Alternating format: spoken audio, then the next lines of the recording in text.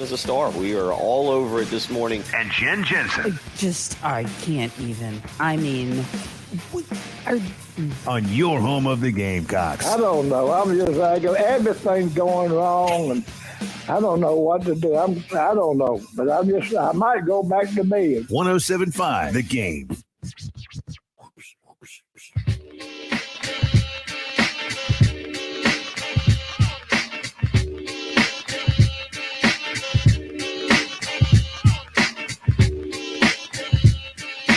That opening, Jen making the noises she did, Gamecock Larry just saying everything's going wrong.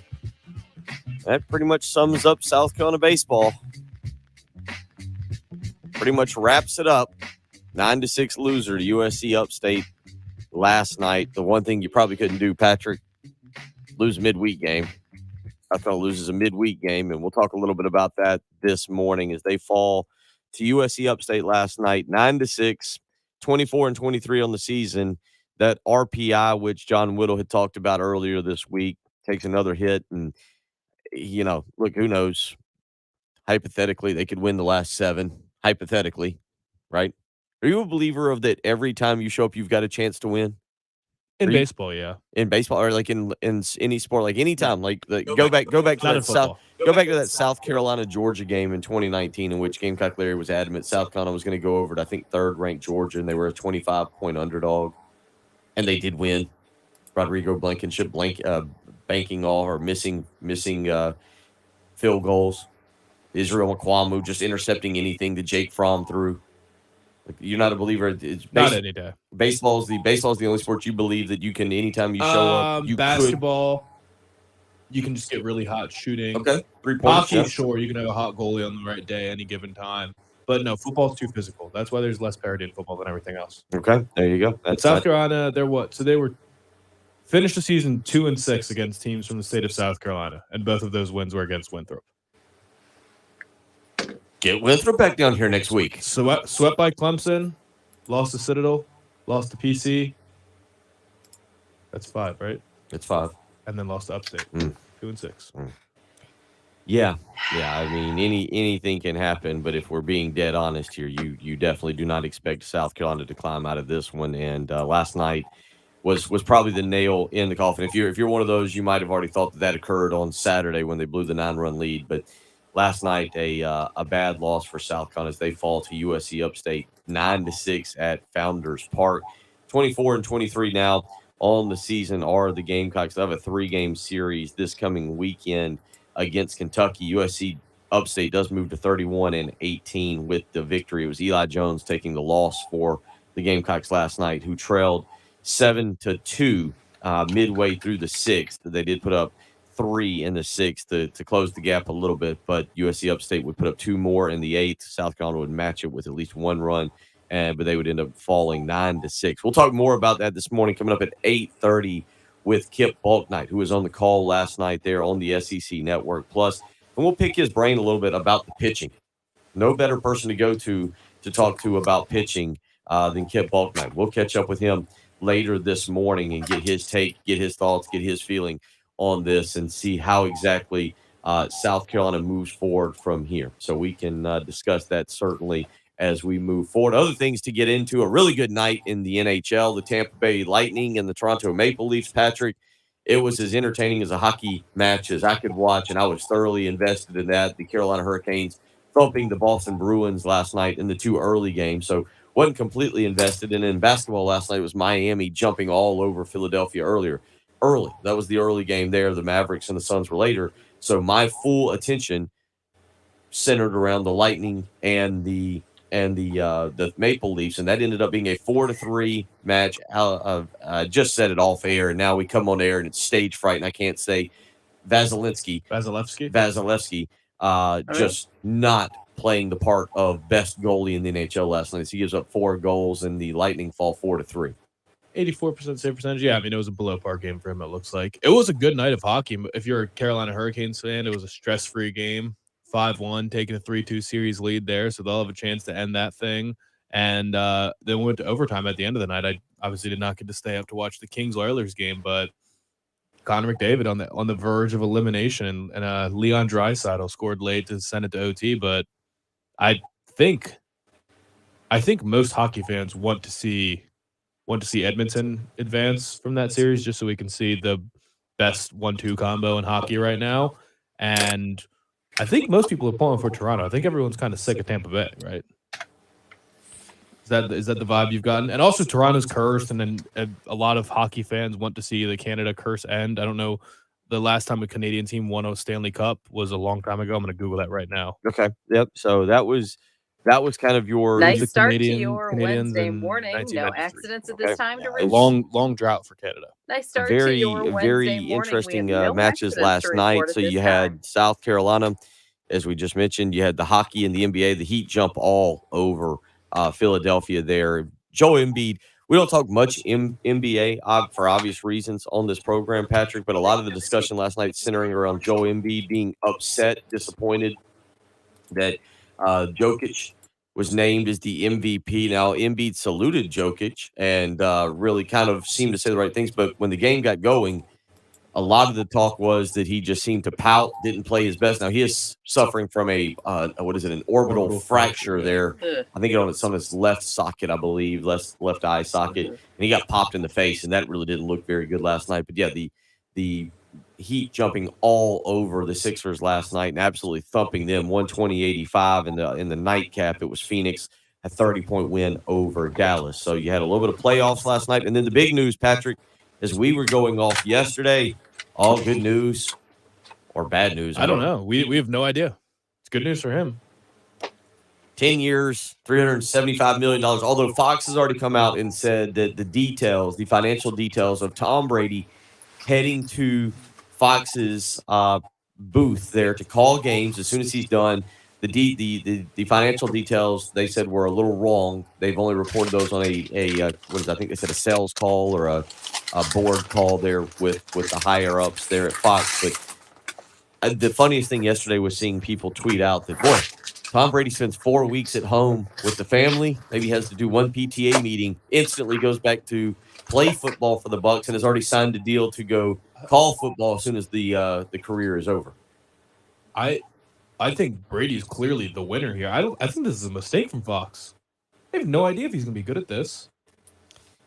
He's going to make more money broadcasting football than he ever did playing football. That's the crazy thing. I saw Heath put that tweet out yesterday. I think he'll be fine. His personality now, but the draw, you do this because it's going to force people, and this is kind of a bigger conversation.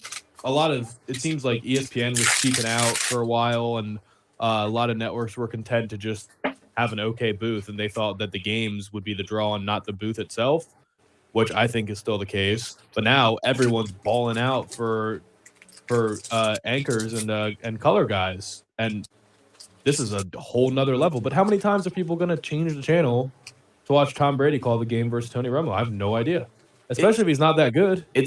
Brady, I think, will be good, but the question is, what is Brady going to be good at? Because, like, for Tony Romo, I tune in to listen to Tony Romo dissect a play or break it down or kind of give me true insight into what he sees. Peyton Manning, you watch the Manning cast because Peyton's a little goofy. He certainly adds an element. Would Peyton get a bigger deal than this? What if this was what Peyton was waiting for? And now somebody says, "Hey, Peyton, we'll give you 10-year $400." He should because of what you just said. Because I've now seen him do it, and I know that Peyton Manning has got an element of personality, of humor to him, to go along with the knowledge to know how to break down the game, and obviously to retell stories that from his playing days. Every quarterback can break down the game. But can you do it? It's kind of like a good coach. Can you do it? Just because Brady was the best at playing the game doesn't mean he's going to be the best at dumbing it down for the fan at home. Have you watched Man in the Arena? Have you gotten into any of those? I haven't seen it. I think that's part of it is the fact that he's able to talk in the manner that he is. Now, I'm with you. I think it's a wild deal to go ahead and sign a player to. I mean, this is definitely unprecedented, right? What if the first season does go well? Then it's like, all right, well, we're 9 years to go, and whatever that averages out to, $320 million left. I don't know. It's going to be. We'll talk about this. We'll get in. There's a couple different angles to take this. this morning. If you want to weigh in, 803-404-6100 is how you can weigh in if you'd like to be a part of the program. As always, you can jump on the Buford Lending live stream. Robin, Roger, Decor, Jerry, our buddy Jim in Carolina Beach, already up and at it with us there on the Buford Lending live stream. We got a lot to get to this morning. We just did a whole first segment. We talked baseball, we talked playoffs, we talked Tom Brady. We didn't mention a TikTok challenge on Gervais Street that one Jen Jensen will be doing at 7:45 this morning. Oh, my Wednesday morning is complete. I've got my coffee. I've got Patrick. I've got Jen. We got sports to talk about. So much to do this morning. What'd you forget, Jen? Did you forget did you have some jazz gloves that you were going to wear out there?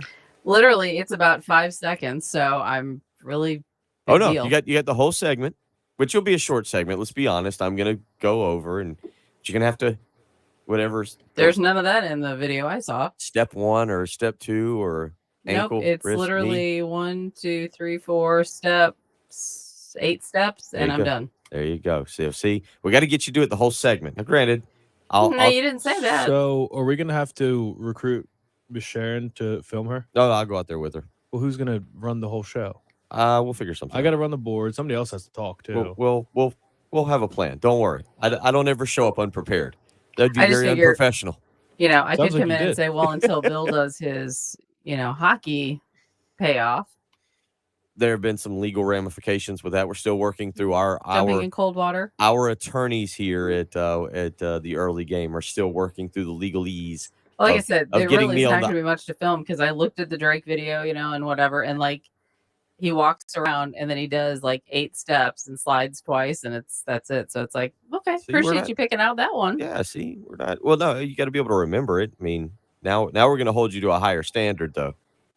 We'll be judged accordingly. We'll get to that. Okay. We'll get to that. A lot to get to this morning. We get back into the Tom Brady situation. Steven weighing in this morning. Good morning, crew. Robin, proud baseball mama. My son's team is now the Pine View Dixie Youth Baseball Minor Champions. Go Wow, Gold yay. Devils. Good. Congratulations awesome. to Robin and RL weighing in. Good morning. So we got a lot to get to this morning as the countdown is on.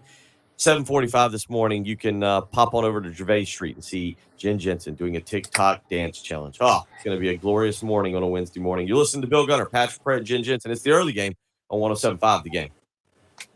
Oh my God. Not in the mood for this shit. Hey guys, Pearson Fowler here from the Extra Point, and coming up on the Wednesday edition of the Extra Point, we'll have plenty of Carolina baseball talk, see what the Gamecocks did last night in a must-win midweek game against USC Upstate, and talk a little more college football. Started to talk conference realignment with now a little more flexibility for conferences to determine their conference champions. How should the SEC take advantage of that with Texas and Oklahoma coming in the next couple of years? Plus, plenty more reaction to a very exciting round 2 of the NBA playoffs. Coming up on the Extra Point. The Extra Point with Pearson, Preston, and Gamecock Central. 9 a.m. to noon on your home of the Gamecocks. 107.5 The Game. Memorial Day, not far away. And are you already thinking about your Memorial Day plans? Hosting a party, having everybody come over for a barbecue? Are you thinking about the house? And is it going to be clean when everybody shows up? If not, it's time to start thinking about having a clean home. You need to call Zero Res. It's not too late for a deep spring cleaning on your home. So give Zero Res a call today, 803-262-4020, or you can visit them on the web, ZeroResColumbia.com. Right now, 3 rooms of carpet clean for only $119. When you mention me, Bill Gunner at 107.5 The Game, you'll get a hallway cleaned for free as well. How about that? So if you've been thinking about getting a Memorial Day house cleaning for the big party you're going to have for the barbecue and you want the house to look nice, or if you're just looking for that late, deep spring cleaning on your home so it looks nice and pretty heading into the month of June, don't wait any longer. Call Zero Res today, 803-262-4020. Or again, you can check them out on the web and book there, ZeroResColumbia.com. 3 rooms of carpet clean for only $119. And if you can just remember to mention my name, Bill Gunner at 107.5 The Game,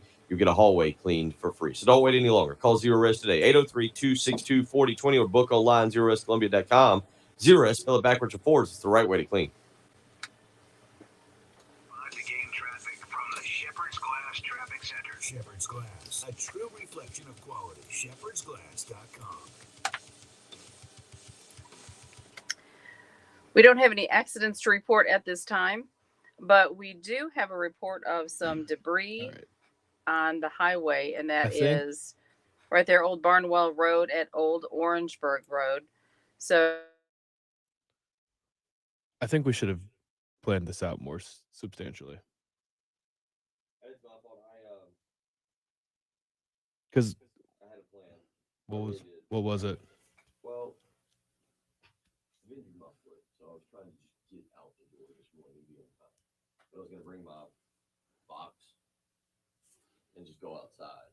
So I got about halfway here, and what I do normally is I drive down to about the interstate, and I cut my radio off and like think about the show. Like, all right, you know, I just tried to like in my mind. So as I got on I-20, so I'll be honest, my first thought when I got up was, oh, I got the box.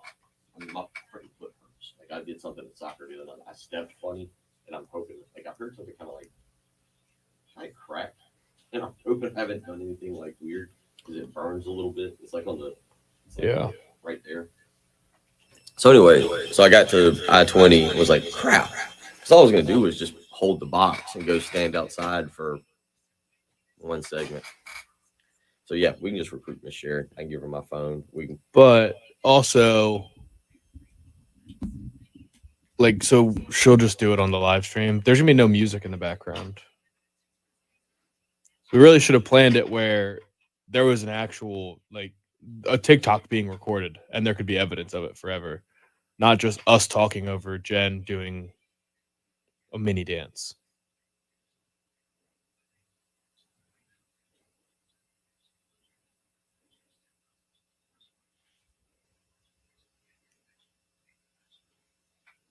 well, so here, now, let me ask you this. Would you rather her face Gervais Street or would you rather her be right here and face us? Because the easiest thing for the live stream.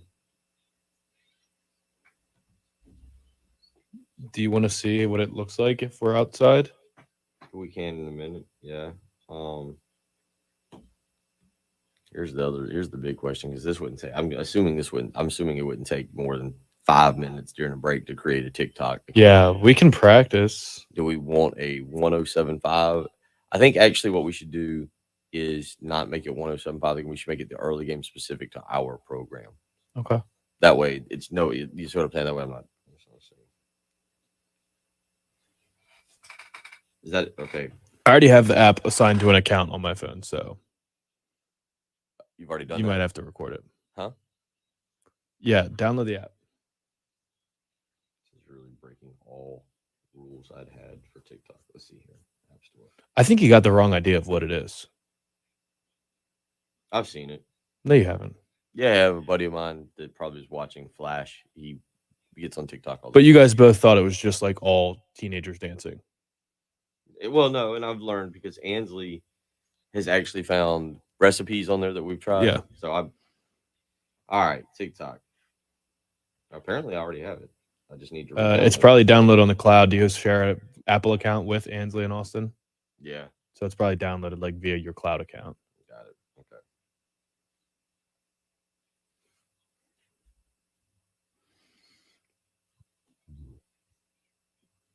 I have absolutely no idea how to put the music in the background or anything, though. It would be good live stream content, though, for the breaks. Just trying to figure out how to record a TikTok. All right. So open. Can somebody, what time are we doing this? 7:45? Can somebody drop their high schooler off on the side of the street Yeah. to record All right. Jen Can I doing a just TikTok? log in? I don't know. You probably have to sign up. Did you say you already had one for the early game? No. I have one, my own on my phone, so I can't. I mean, I guess I could maybe add another account to it. All right. Hold on. I'll do this. All right. We'll do that in the next break. We got an hour and 20 minutes. Oh, we got plenty of time.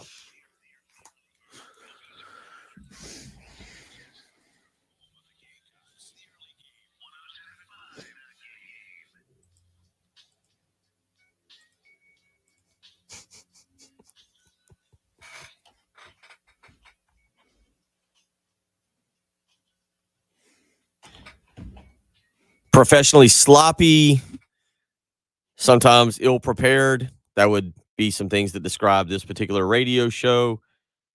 For example, during the break, Patrick and I are creating a TikTok account for for the early game. So we will create a TikTok account. I don't know what we'll do with it. I guess this weekend will be centered solely around figuring out how to do TikTok for the radio program. But we're doing that because coming up this morning here in just a little while, we will be Jen will be outside doing a TikTok challenge. Now, Patrick has actually asked already a very good question. How exactly do we put music behind the TikTok? So if you have answers for that, or if you're driving your teenager or child to school and they know and they want to tell you and you want to either call in or they want to call in or if they want to text in, we are more than open to that. 803-404-6100 because doing this last night clearly would have been a poor idea. 803-404-6100, how you can join us. Coming up at 8:30 this morning, Kip Bulknight will join us. Speaking of professionalism, as he was on the call last night, and we'll get his take. South Carolina loses 9-6 to USC Upstate. That pretty much puts a end, I think, to any postseason play. Who knows? As Patrick said, baseball is maybe the one sport where you show up and you think you can win every time out, as opposed to football where mismatches can be pretty substantial and it can be a lot more difficult physically to match up with people. Well, we'll see. The news though from yesterday, Patrick, that everybody was kind of into is the Tom Brady news going to work at Fox. Now, I didn't see, of course, this was not the portion of it that I really cared to read, but who he'll be paired with in the booth. And I think that will matter too when you talk about who Tom Brady is what kind of chemistry that he ends up having or who he ends up being paired with, because I think Tom Brady will be very interesting. Who's going to be there to kind of guide him, lead him, and help him do whatever it is he's going to do. It's going to be Kevin Burkhardt, right? Is that who it is? I thought that's what I saw. But yeah, I saw a thing that put out all the projected booths. And I mean, I don't even know which would be considered the best. So this is from Ari Myrov of My Sports Update. Says the future of NFL games would look like this: Jim Nantz and Tony Romo for CBS, Kevin Burkhardt and Tom Brady. Yeah. NBC would be Mike Tirico and Chris Collinsworth, ESPN, Joe Buck and Troy Aikman, and Amazon, Al Michaels and Kirk Herbstreit. So who's got the best booth? Alan Kirk? Ooh, that's a good one. Let's put that up as a poll question. Can we get that up as a poll question? There's 5 choices. Can we knock one out? I'm going to read them again? Yeah. All right, CBS, Nantz and Romo. Okay. That one's got to be part of it. Right. Because that's a good booth. Burkhardt and Brady would obviously have to be part of it. Yeah. Buck and Aikman. It's got to be part of it. Al Michaels and Kirk Herbstreit has to be a part of it. But Tirico and Collinsworth, is that the one that you kicked out? Yeah, leave that one out. Because I do like Mike Tirico, but I think Chris Collinsworth is I don't mind either of them. But the other 4 are wildly interesting pairings because of Troy Aikman. I think Troy Aikman is a little bit more polarizing than Collinsworth or Tirico. I think Mike Tirico's become one of the best, if not the best, in the business, just in terms of sports reporting and covering and all the things he does. But yeah, those two to me are going to be far more bland. I don't think they really make me tune in to watch. But that is the best product in football. It's Sunday Night Football. Yes. Usually. Monday nights are kind of weird. Mondays are hit or miss, but Sunday nights generally is the best product. But yeah, I like that. So we'll put that question out. Kevin Burkhardt, I missed that. Burkhardt and Brady kind of flows nice too. It does flow, and it'll be interesting. Todd weighs in by far, not even close. Joe Buck and Troy Aikman. This is going to be. I kind of am interested here. See, Al Michaels and Washington fans hate watching Aikman games. Yeah, I can understand because of Dallas. Yeah, but I do wonder when you talk about Al Michaels and Kirk Herbstreit, and that's the Amazon broadcast. I don't know how many people. I don't ever look at subscription numbers and how those things play out, but I would assume that will be the least viewed because of the Amazon streaming service. I don't know how many of you out there have the Amazon streaming service and how many will go out of their way to find the Thursday night Amazon game. At this point, maybe if you don't stream it, or since you're not able, like me, I use YouTube TV to kind of bounce back and forth and watch. Like last night, I was actually going back and forth on YouTube TV between the Hurricanes, Bruins, the Lightning and Maple Leafs, and the Heat Sixers game. You're not going to be able to do that on Amazon. You got to get out of the app, go to another app, find the game. It's a little bit more time consuming. So if I'm wording this poll, Nance and Romo speaks for itself. Burkhart and Brady, people will figure that out. Buck and Aikman, everybody knows. Is it Alan Kirk? I can only fit so many characters. I can't type in Michaels and Herbstreit. I'd put Kirk. I'd put Herbie. You think people recognize Herbie better than Kirk? Alan Michaels Herbie? and Herbie? I don't think I can fit Michaels and Herbie. Oh, you got to work on Twitter. Anybody knows anybody taking over Twitter, let's get in touch with them. 803-404-6100. We will get this poll question up, and we'll talk a little bit about that. We'll get back into South Carolina baseball. Okay, I can just do slashes instead of the word and. Oh, yeah, yeah. You like Herbie? Yeah, that'll be fine.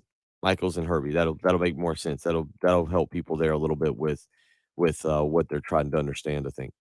That they're gonna come in probably last place here, right? Because I think South Carolina fans are completely irrational for thinking it, but they hate Herbstreit because his kids play for Clemson and they think he's a Clemson fan. I don't think so. I don't think one of them transferred back to Ohio State, but Yeah, I don't think he's a Clemson homer at all. I don't think so either. I Herbstreit, in terms of watching College Game Day to get like actual analysis,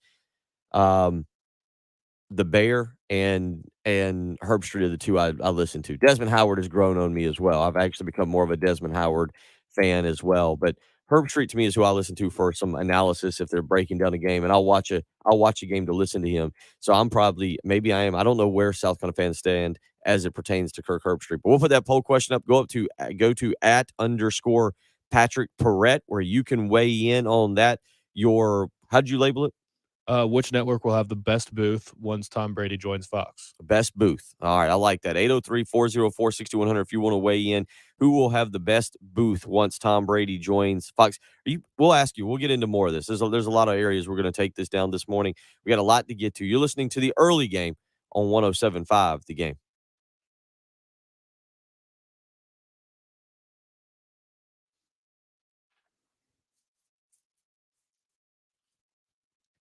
And need to tell you about our friends at Canny Foundation Specialists, talking a lot of NFL booths right now. Maybe you want to have some friends and family over for games this year. Got to make sure your foundation is sound if you're going to have guests.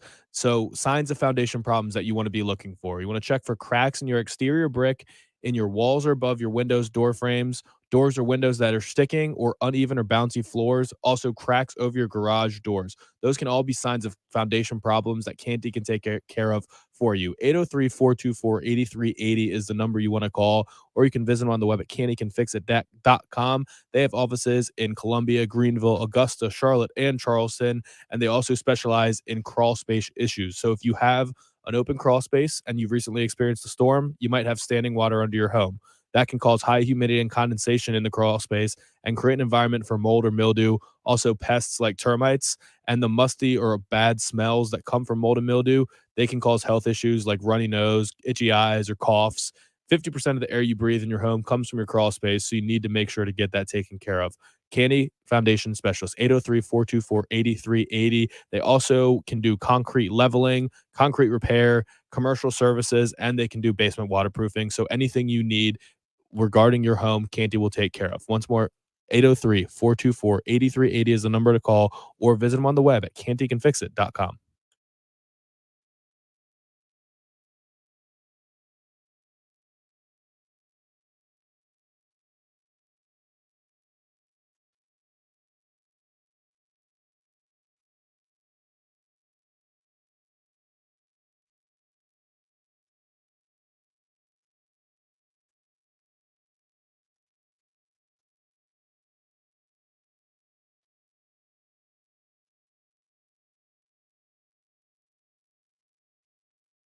What's the name of Jen's dance?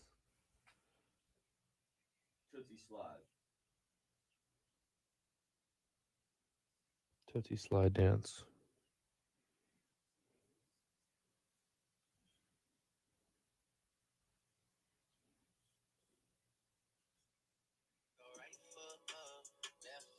This is it?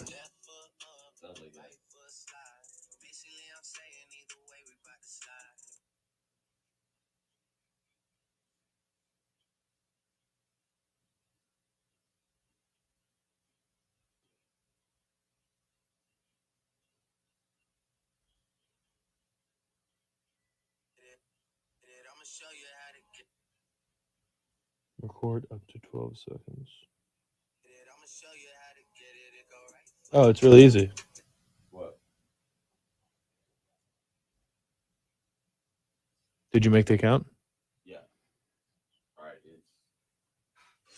No, but just pull it up on your phone. All right. That's the user. That's the password. Okay. All right. We're just gonna go with that for now. Yeah. All right. Yeah. Don't allow notifications. Wait. No. All right. Now you press the plus button.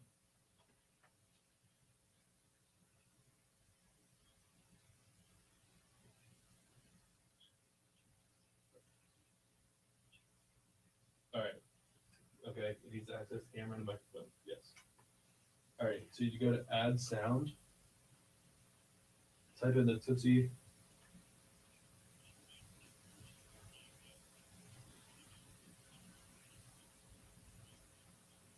Tootsie Slide? Tootsie Slide, yes. It'll be on there. All right. So if you want just like the 12-second version, you just select it. Click on the check, I think. All right. Wait a minute. Okay.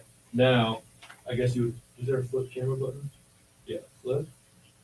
So it'll be on gen, and as soon as you press play, it starts playing the song.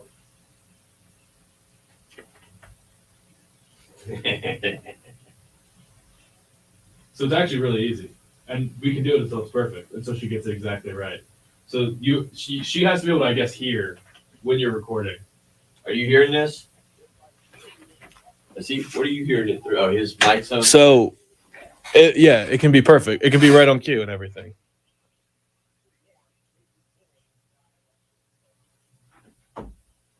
It's actually very easy.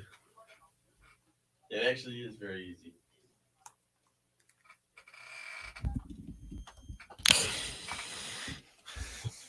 It's going to be the weirdest. So I don't even know what to explain what just happened, but now I feel so accomplished at 6:34 on a Wednesday morning where when my daughter says, "Dad, what'd you do at the radio station today?" I say, "Oh, I worked and created a TikTok account." Yeah. What'd you do today, daughter, at your school? So we have created now a TikTok account. Jen just left. I don't know if she's coming back. I think Jen's seen enough now. We are she's not happy that this is going to be. We are our TikTok account is the early game 1075. So you can go and follow us on TikTok. We've now created a TikTok account. Patrick, actually make sure that all that is it gives me like a user number at the top where there's a whole bunch of user numbers. Thank goodness Patrick's here, the young person of the group. 803-404-6100. Patrick Pratt has a poll question out there. Todd says Herbie never gives Bama any credit. He's at Ohio. He's an Ohio State homer. Harry weighs in Herb Street equals Tater. Don't like him for that reason. So, yeah, you're probably right, Patrick. I think what you're going to end up getting. Yeah, I mean, everyone's saying this is wrong. Yeah. I mean, Todd, are you kidding me? Herbie's never given Alabama credit. He has given him actually a lot of credit. I've seen that in the that's past for moronic. certain games. But 803-404-61, who has the best booth or who will have the best booth when Tom Brady joins Kevin Burkhardt at Fox? Very interesting there to see how this will all play out. That was the big news yesterday nationally with Tom Brady signing a 10-year, 300. Again, Fox has already said that those numbers that they're not reporting the actual numbers on the contract deal. $37.5 million to call football for a year, Patrick. I don't even know how exactly to put that in context. What do you got? We already got 3 followers. Attaboy. Good job. Way to go. We haven't even done anything yet. Again, 4 followers. Early game TikTok account. Dude, we could get this thing. I was trying to get the name to change from user 51450 whatever something. We got another break that we can get to and work on that. So, dude, this thing's gonna blow up. Let's go. We're gonna have to start making TikToks. Yeah, if you got what a weird morning. What a weird world. Tom Brady joining yesterday, Fox. 803-404-6100. Like, what is a realistic note? $37.5 million. Let's just ballpark for a second. and take off 7.5 million. All right, let's just pretend for a second that the number's way off, and it's only 30 million to call football games for a year. Did you ever in your lifetime think that this is what announcers would be making? Like, what did I forget what did Tony Romo and uh and Troy Aikman just signed? What are their contracts? I don't even know, but I saw that The Athletic posted the highest earning sports broadcasters yesterday. Did you see who number 2 is? I thought it was Jim, not. I thought it was Bob Costas. No, it's just all sports broadcasters. So Tom Brady's number 1 at 37.5, if that holds true. Tony Romo's number 2 at 18 million. So he doubled. Yeah, but no, Tony Romo's number 3. Sorry. Did you see who number 2 is? People were blown away. He's a radio guy. He does a radio show. Cowherd? No. Jim Rome. $30 million a year. To do radio, and we have Jim Rome here on our station. Interesting.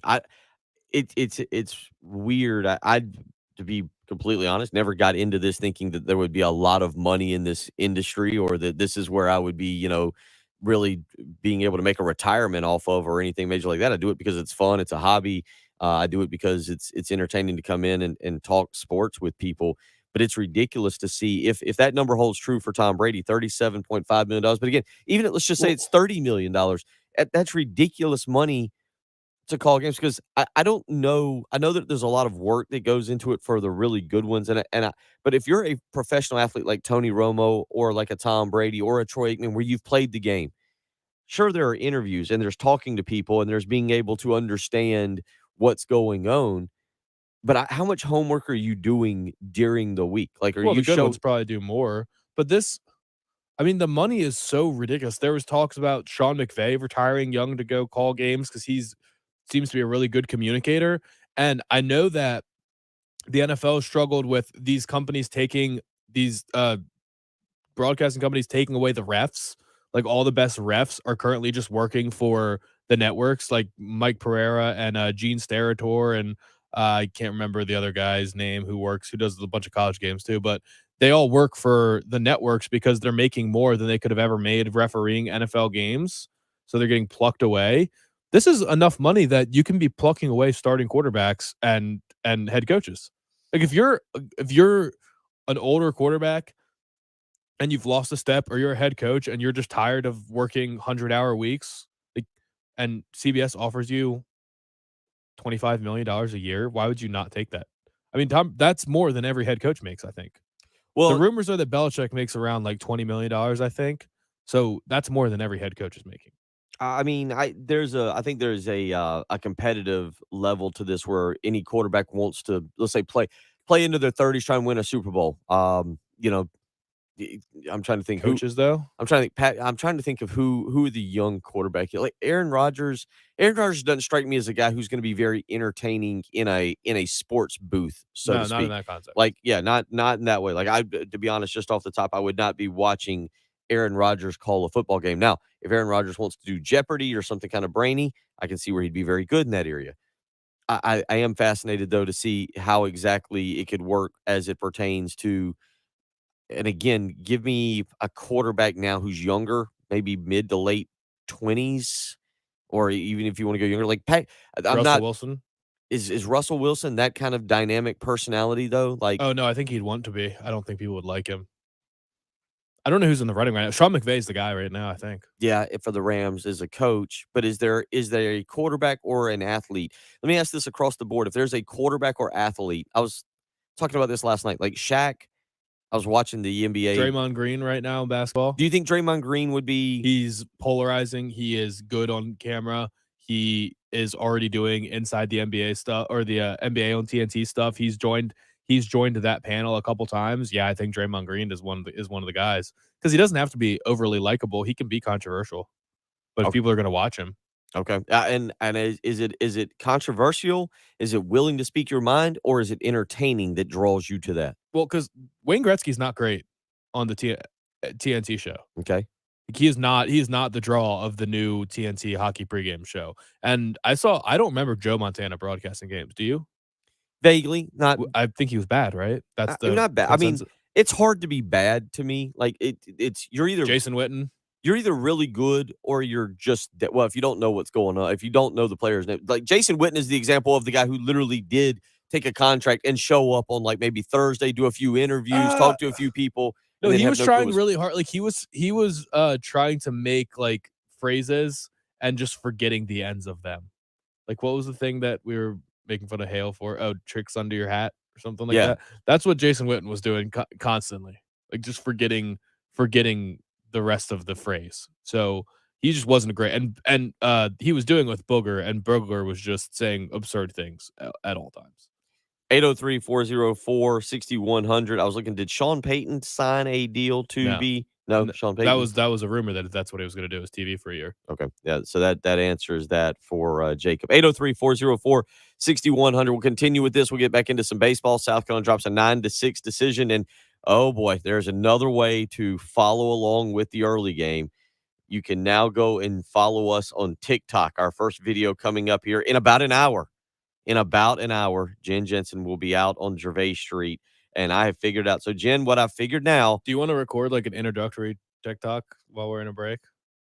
We can try. Yeah, we can like give for yourself, probably should. Yeah, just introduce the folks on TikTok to the early game.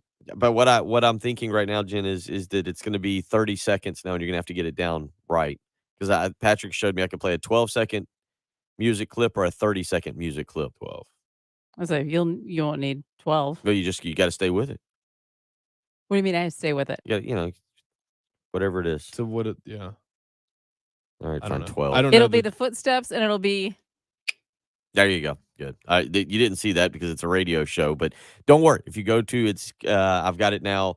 The TikTok page is you can go check it out. The early game 1075 is how you can go join us on TikTok. And Patrick, we're up to 10 followers now. That's Wow. 1 second. Right, I just like 1 second. Yeah, 1 second. But we are All really spam bots. we are doing big things here on a Wednesday morning at 6:44. You're listening to Bill Gunner. You're listening to Patrick Pratt. And you're listening to Dancing Jen Jensen on the early game on 1075 The Game.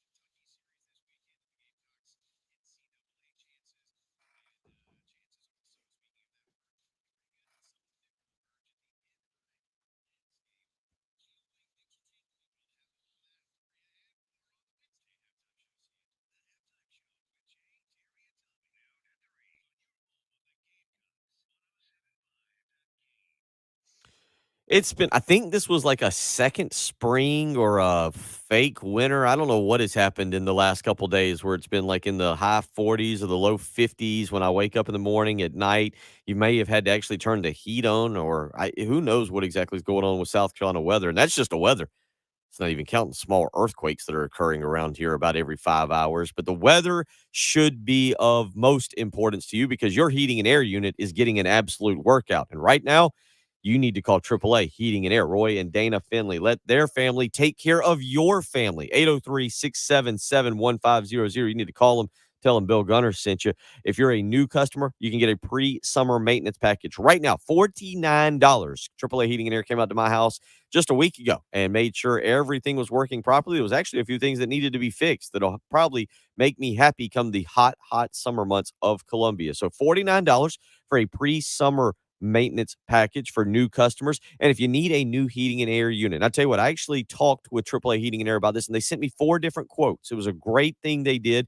They told me how I would save money. They showed me the money I would get back for the $1,500 rebate, and it was all very affordable. And the most important thing, AAA Heating and Air guaranteed financing. So even if you think your credit is shot, AAA Heating and Air will guarantee financing on a brand new unit if indeed you need to get a new unit. So call them today.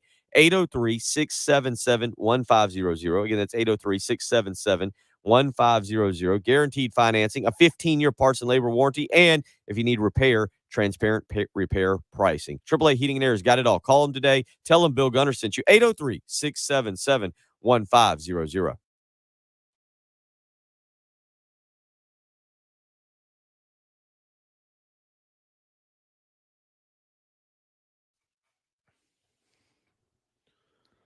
and taking a look at the situations out on the highway. The screen And again, good 'cause I news, wanna there really aren't any ask to about report. So we'll take that for now. seeing what the Your forecast for barbecue today, thing looking pretty decent. And we're looking for from a high last of night. 85.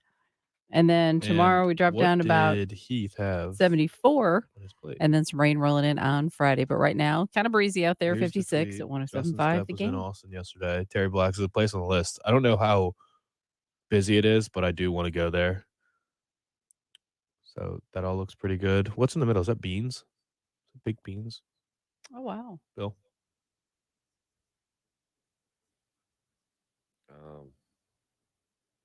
I definitely would not get pickles. Oh, you have to. All right. Hold on. Gotta get I've got the pickles. username changed. And what is on the top of this plate? Is that like turkey? What am I looking at here? Because I do not know. And I feel like it doesn't look very good. All of this looks incredible. The rib looks incredible. That stuffed sausage right there, it looks incredible. Everything on the side looks incredible. That at the top, what is that? Somebody.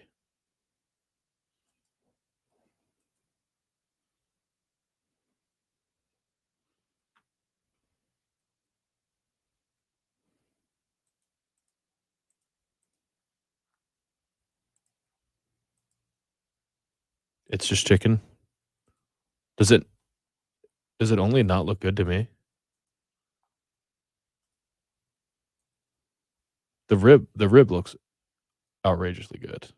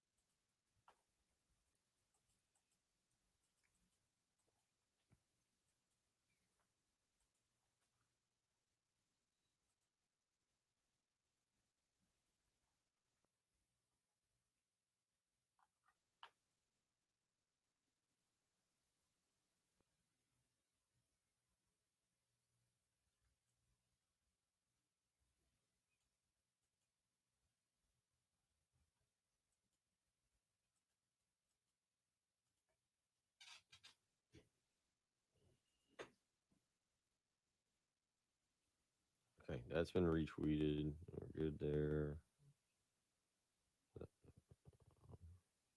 Going back to this, Terry, are we on? Can you hear me? Yeah, they can hear us. Okay, I see my thing's just muted. Okay, smoked chicken. All right. Uh-oh. Travis, send me something.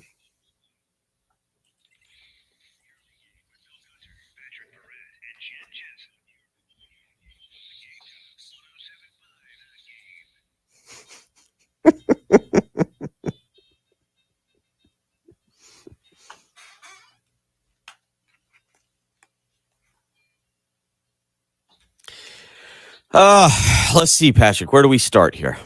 All right. Our good buddy, security guard Kirkland down in the basement, who occasionally appears up here, wants Jen to know that she will have security outside when she performs her TikTok In challenge. case anyone tries to get in the Yeah, background. we don't. Yeah, we don't need people. This is your TikTok dance challenge here later on, Jen. Everybody's trying to go viral these days. So yeah, you've got that. That's one start for the morning here.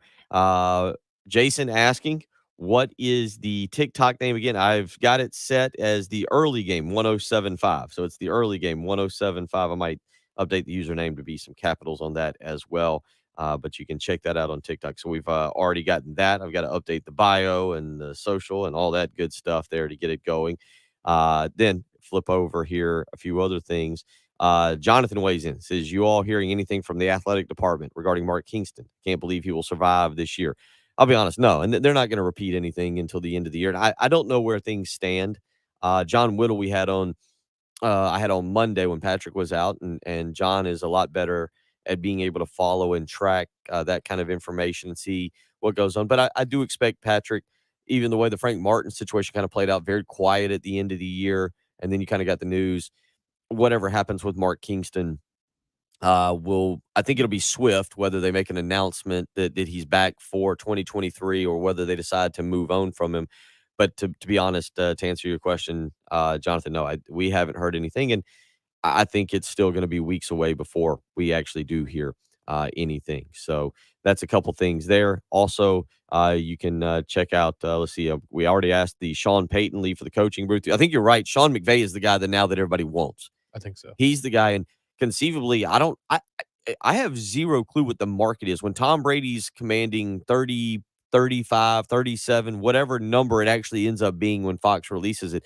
That's absolutely insane to me because as many people have pointed out, and Heath Klein tweeted last night, if that is the actual number, 37.5 million a year for 10 years, which is also ridiculous. 10-year contracts are stupid. Like, didn't we all learn this from Albert Pujols? And I think it wasn't it Alex Rodriguez had was it the Mariners' ridiculous contract that he signed back in the day? Patrick, am I thinking correct? No, I think it was the Rangers. He went from the Mariners to the Rangers. Like, 10-year contracts are stupid. I don't. Patrick Mahomes signed a 10-year contract.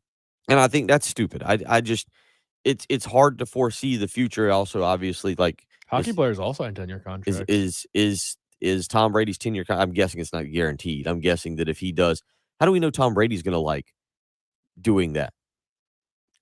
I don't know. Is there a player? Is it a player option? Tom Brady gets to just not do it whenever That's a good question. Can they franchise tag him after 4 or 5 years? If you're keep gonna him from going from ESPN? Be interesting. Like on both sides, if Tom Brady's sick of it, you would think that he can just retire and say, "Okay, well, I'm done." And Fox is like, "Okay, well, if you're gonna broadcast, you're gonna broadcast with us." But then at the same time, what if Brady stinks at it and their ratings are terrible? And they're telling him, Tom, we really think you should just retire. This isn't for you and it's not working. And he says, no, I'm under contract. I'm making $37.5 million a year. I'm going to call every one of these games because we have a contract. I don't know. It's interesting. A lot of players, because that's what players do. If you got a $20 million a year contract and you're a backup quarterback, you're not just going to say, okay, I'll retire so you don't have to pay your backup quarterback $20 million. You're going to play. You're going to cash that check. So I don't know. I would be very interested to see where we are 7 or 8 years from now. 803-404-6100. So we've talked about that as it pertains to Tom Brady. We've also talked about certainly South Carolina baseball last night. They lose 9-6. And again, Kip Balk night coming up at 8:30 this morning. Playoffs last night, Patrick. Again, the Miami Heat throttle the Philadelphia 76ers 120-85. That game will head back to Philadelphia now for game 6. That series is over. You think it's over? I think they win. I honestly, the fact that the home teams, you look at these playoffs right now across the board, the home teams are winning. Like I again, Phoenix last night, they win 110-80 over Dallas. I don't remember I don't remember exactly. I want to say they split in Phoenix the first 2 games and split in Dallas the second 2 games. So I think that's exactly how that's gone. Miami has won all 3 games in Miami. Philadelphia has won the 2 games in Philadelphia. And then you go over to the NHL last night, which was really good. And the Hurricanes blow out the Bruins last night. My buddy Dennis Rowe there struggling. Bad night for the Bruins. Brad Marchand as the Hurricanes put it on them. They're getting worked, absolutely worked. They've gotten blown out a couple times in this series. The Hurricanes are phenomenal. Like they have a legit chance of winning the whole thing. They're good enough to do that. 5-1 last night, but Carolina only leads that series 3-2. Toronto knocking off Tampa Bay in the NHL 4-3. Actually rallying from a 2-goal deficit at the end of the first period. St. Louis, I didn't stay up for the night game. St. Louis 5-2 over Minnesota. And you mentioned the overtime great game between the Kings and Edmonton 5-4. The Kings take the lead in that series 3-2. We'll continue talking about that. We will continue trying to work on our TikTok page as well. We're really invested in a sports radio show this morning. If you want to weigh in, 803-404-6100. It's the early game. Bill Gunner, Patrick Pratt, Jen Jensen.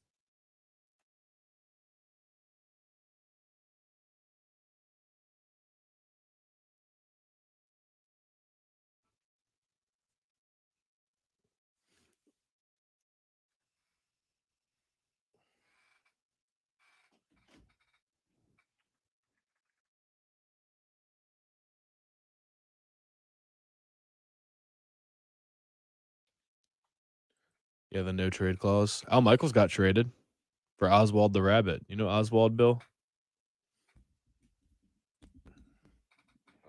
All right. So let's see. Name is now the early game 107. Username is still lowercase, but I'll change that apparently. Let's see. Do I have?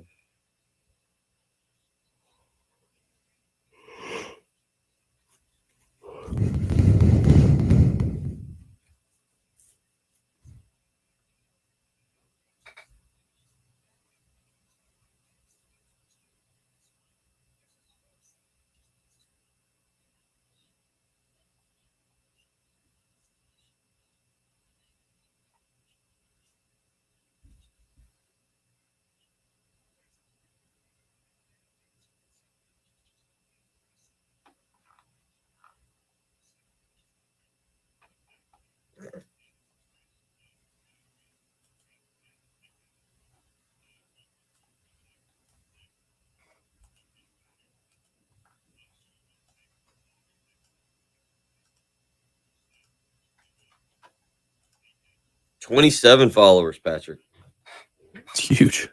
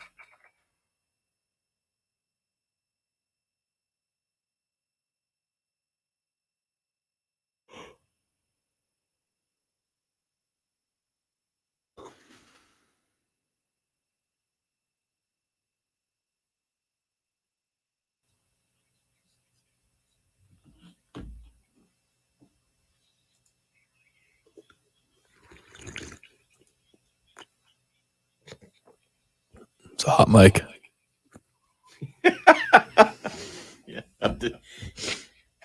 Yeah, we're rolling right along quickly.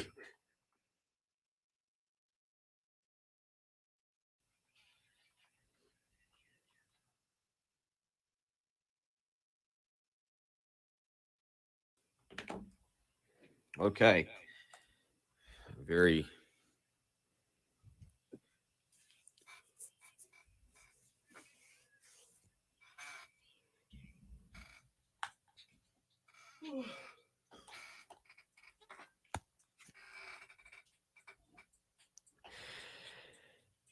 $7:01 on a Wednesday morning, May the 11th. Man, I feel like we have accomplished so much in hour number one. We've set up a TikTok account. We've learned kind of how to do a TikTok account. We've yet to post a video. We'll do that. Impressive. I honestly feel like I should go back to bed about now.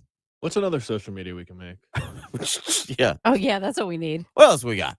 What else can we do? Yeah, we'll just continue on. If you want to weigh in this morning, 803-404-6100. We could go with a MySpace account. Can you Does get on still that? exist? I don't know. I thought that was defunct.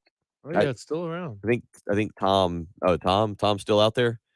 I think Tom took his I know money and Tom run. stole it or sold it. Yeah. I did he? Okay. Yep. So we've done that. Not only did we create a TikTok account, Patrick put up a poll question this morning in regards to Tom Brady, the best booth that is out there, basically, or that will be there. I've got to go to Patrick's account to read the exact thing. There's too many social media platforms now on this program. Which network will have the best booth once Tom Brady joins Fox? So you go to _ Patrick Perrette to check that out. Options are CBS with Jim Nantz and Tony Romo, Fox with Kevin Burkhardt and Tom Brady, Amazon with Al Michaels and Kirk Herbstreit, or ESPN, Joe Buck and Troy Aikman. Who you going with? The two that I would go with are actually the ones in first and last place right now. Okay.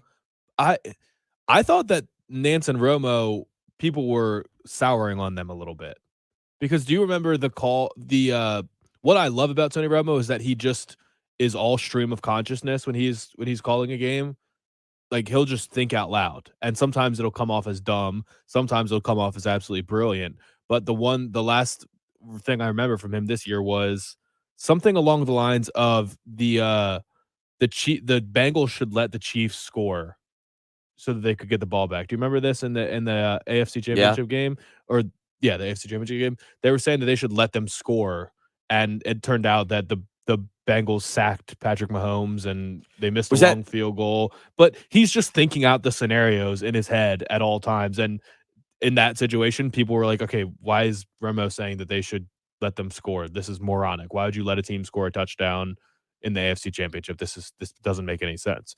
But I like that he does that, because he thinks things out like the coaches would on the headset, or they would talk it out in the press box upstairs. Like, these are the conversations that happen, and you have to float out every idea, no matter how ridiculous it might be. So I like that he does that. And the last place, Michaels and Herbstreit, I think everyone that is a South Carolina fan that thinks that Herbstreit is a homer for Clemson is just flat wrong. I see it all the time on Twitter. Everybody thinks that every broadcaster is anti-South Carolina, and it's just never the case. I saw tweets about that during the Duke's Mayo Bowl, that Anish Shroff and Golick Jr. were anti-South Carolina. I was like, what are you talking about? If you hear that, then you're going to hear everything that way. So I just think that's a completely wrong take. So I actually like Kirby. 803-404-6100, how you can weigh in. I've got another question I want to ask a long-term, because yesterday it was OWN, and I was thinking about it, and I've just gotten tied up. I've gotten completely too involved in TikTok this morning. But 30 for 30, and this is an old one, but it's still really good. Catholics versus convicts. That was OWN. It was OWN yesterday around lunchtime, and I actually just completely got back into watching it. And the Cleveland Gary fumble. If you're a South Carolina fan, and I'm taking a wild right turn, left turn, whatever you want to do. I'm going completely off topic. We'll get back into some other stuff this morning. What is the one call you would like to change? Not the one injury, not the one shot or play, the one call in South Carolina's history that you thought was bad. I mean, I'm not saying that it's the most important, but obviously the one that is most recent, Patrick, I think was the potential holding call. I actually would probably say it should have been the false start on the Florida left tackle in the South Carolina-Florida game. South Carolina had just beaten Georgia the week before. That was 2019. It was the little rainy game, and South Carolina came back, took the lead, and what was the call against Alabama where Parker White scored the touchdown, but it got called back? Was that a hold? It was a hold, I think, on Hayden Hurst. Bad call. But I mean, think about we were going to beat Alabama if he scored that touchdown. That was the one. Alabama, you had Saban on his heels. Yeah, I think we were going to. What is 803-404-6100? If you could change one, and it's across sports, basketball, if it's a play in baseball, football. I was thinking about it because the Cleveland Gary play, because it was interesting. Also, later in that game, Miami gets the ball back, and they score a touchdown to cut it to 1. On Steve Walsh throws it to, I can't remember, the Brown there in the corner, and it's not a catch. Like, people talk about the Cleveland Gary fumble. And do you know, Patrick, are you familiar with the Cleveland Gary fumble? See if you can look it up. See if you can look it up and watch the play on YouTube. Very interesting play. But I was watching yesterday this 30 for 30, and it got me thinking about bad calls. And we're kind of entering that time of the year where we ask these kind of asinine questions at times as it pertains to sports and your opinions. But it got me thinking about the one call, because Jimmy Johnson in that thing, and this is what had me thinking about it. Jimmy Johnson says if they get that call right, and it should have been right, and he was very upset in that game. He says if they get that call right, I win. I think he says he wins his third national championship, and Lou Holtz never wins a championship. And basically, and he's right. Those two teams, Lou Holtz and Notre Dame, would go on to win the national championship that year. Miami would go on to finish. I don't know what they finished in the polls, but they didn't win the national championship. It was 31-30 was the final in that game. Catholics versus convicts. Again, it was the 30 I for saw the 30. play. You see it? Yeah. Gary catches it, and it was funny. They were trying to kind of, in the 30 for 30, kind of break it down a little bit closer. I didn't think it was a fumble, by the way. As I watch it, I don't think it was a fumble. It doesn't look all that dissimilar from the Des Bryant thing because he did jump forward. What are we talking here? 32 years later, I believe, is how much longer we're talking since that play happened. But if you could change one call, not one play, if you could change one call and three of you instantly go to it. And I don't see, I wonder about this. Two anonymous texters and Alan easily, they go straight to the one that I think has been the most controversial call of the last maybe 30 years. Patrick, what do you know about the push off in 2000 by Rod Gardner? Yeah, Blade push off, by the way. I know is that that wasn't called. It was like a game-winning touchdown, right? Because I this is how I found out that Rod Gardner even went to Clemson. Because I knew Rod Gardner as a Redskin. Like Rod Gardner was a childhood player on my favorite team, and then I found out that he pushed off back in his college days. I was like, oh wait, that same Rod Gardner? Yes, that guy. That's the one. I saw the play. Yeah, it was a push off. Yeah. At that one, I was up in Clemson for that does game. appear to be the most famous one. But I understand why people say that. I do get it. South Carolina that year would finish. They were 7 and they lost that game, so they 7-4. They went to the Outback Bowl and they won that game, and so they finished 8-4. That was the Brewer game where he was absolutely phenomenal. But I don't know if that's the one call you change. Now hopefully I have you racking your brain a little bit trying to think back. I don't have obvious South Carolina ones. I mean, the only first thing that comes to mind for me is the Saints, the helmet to helmet, Nickel Roby Coleman that cost the Saints going to the Super Bowl. Jamie goes outside of the box on the text line, but has a good one, just not as it pertains to actually in the game plays. The call to allow Cam Newton to play at all when his family got money for him to transfer. It does seem like a call you probably want back. Day weighs in. This is a random one, but Auburn game at Auburn in 2010 when we were up. I can't remember. This is Day. I'm reading it. He says he can't remember if it was second or third quarter. Auburn fumbled and we had a clear recovery. Could have run it back for a touchdown, but refs called the Auburn player down and didn't review it. I think it would have put us up by 3 touchdowns at the time if we win the game. Who knows if Auburn ends up winning the West. Yeah, there was some weird ones there. So 803-404-6100. I do want to get into that a little bit with you this morning. That comes on the heels of me watching the very old. It's still a really good documentary, 30 for 30. Shouldn't we be coming up on a new season of them here? Is that how they do it? I didn't even know they did it in seasons. Yeah, they do it in seasons. And I feel like they have so many. The thing is, they're all sort of jumbled up now because they do the SEC stories, which are all good, and they do the E60 films, which are very good. So I don't know. They kind of get combined for me. I can't always remember which one is a 30 for 30. Yeah, I don't know. I have not seen any really good ones that have been put out of late, but there's some really, really good ones. And yesterday, Catholics versus convicts was on, and that is just in terms of college football. Any college football one that they put out is always going to be one that I thoroughly enjoy. 803-404-6100, how you can be a part of the program. We'll get out to the Love Chevy phone lines. We'll also continue to get some of you weighing in here on what you think was the worst, the call you would change. Again, I don't want the play, but the actual call. Clemson Allen, Rod Gardner was just a very nice hand check. Perfectly legal in hockey. The officials call, not the play call, because William just said, as a Seahawks fan, you could probably guess what call I would change. He would have handed the ball to Marshall. Yeah, no, Lynch. I want the handed it to Marshall Lynch. Yeah, the one like call. 803-404-6100. We'll get out to the Love Chevy phone lines when we come back. We'll get to more of this, and we'll get back into the discussion on Tom Brady and announcers, the best announcing booth when Tom Brady heads over to Fox. Plus, yeah, we'll talk a little bit about that baseball team last night. Very, very, very bad loss there, pretty much ending any thought, any hope of postseason play for South Carolina. And don't forget, we now have a TikTok page at the early game, 107. You can go click subscribe. 107. It's all yes. The early game 107. 107.5, excuse me. Okay. Yeah, the early game Yeah, 107.5. That 5 is important. I'm sorry, yeah, the early game 107.5. Not 0.5. I've even put our picture up of Jen slapping us in the back of the head. We've got all kinds of things going there. So we are up and rolling. Fancy. Now, how are we going to maintain it? Well, it's on my phone, so I guess I'll just be running around taking TikToks now. I've entered the TikTok world. 40 years old. Glad to be here. Feel good about myself this morning. My daughter would be thrilled. 803-404-6100. It's the early game on 107.5, the game.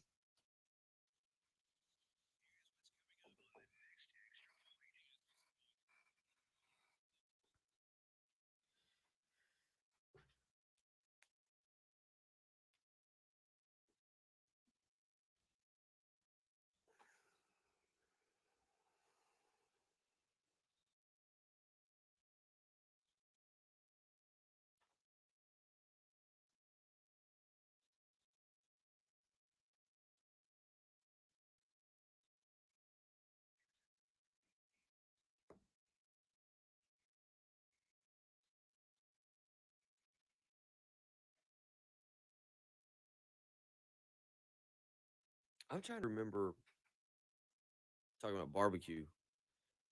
The place in Nashville. Well, everyone is doing very well on your Wednesday morning. No accidents to report. We'll take that. 82 for the high today, sunny and breezy right now. It's a little bit breezy out there, though. And it's 57 at 107.5 the game.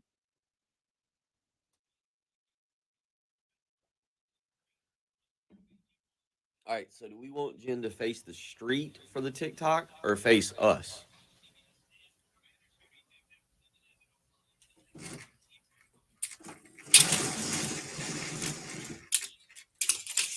Or does she have to do one facing us and one facing the street? She needs to be able to hear the music. So would it be better to have? I think she could take her phone and just set it right there and play the music. Couldn't No, she? we got to hold it down, right? Someone's got to hold it down, I believe. All right, so Yeah. So look. all right, hold on. For you to do it, it would sound like this. I guess I'd have to turn my volume all the way up. I'ma show you how to get it and go right foot up, left foot. And if I release it, it turns off. So she needs to be able to hear that, so she can do it on rhythm.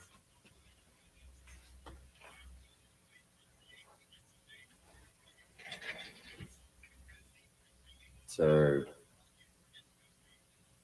Should we get Miss Sharon? that's probably how we're gonna have to do it.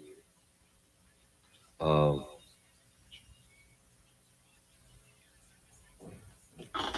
you want to show Jen that that's how we have to do it? You have the 12-second thing pulled up? I've got some of the So if you hold it. Oh, you have. I was messing with effects. So like you said.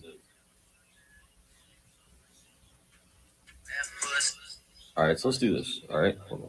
So she has to do it exactly right. I don't know the steps. But that way you can just start over. If she gets it wrong, then she's like, no, I want to redo. All right, so we're gonna add sound. What's our first sound that we should add here? For this sample one? Yeah, because I'm just gonna do like. You don't have to add sound for. Just record.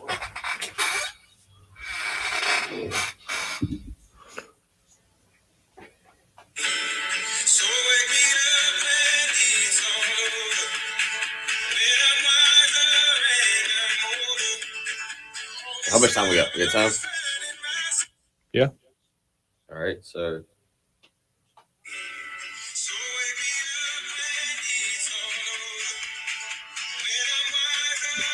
Toward the studio? Yeah. Nah, you got to go around the front. Go around the front. Yeah, because where it says 107.5 is cool. Foot hurts. Yeah, she may be out there with you. So here's how it works. You'll be able to hear it.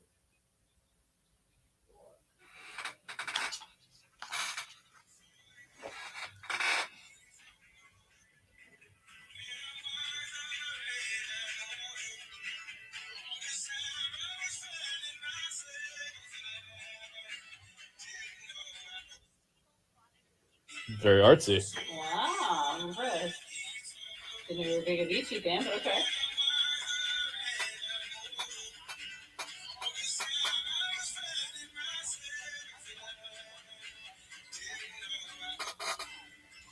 That's kind of pretty good. Yeah.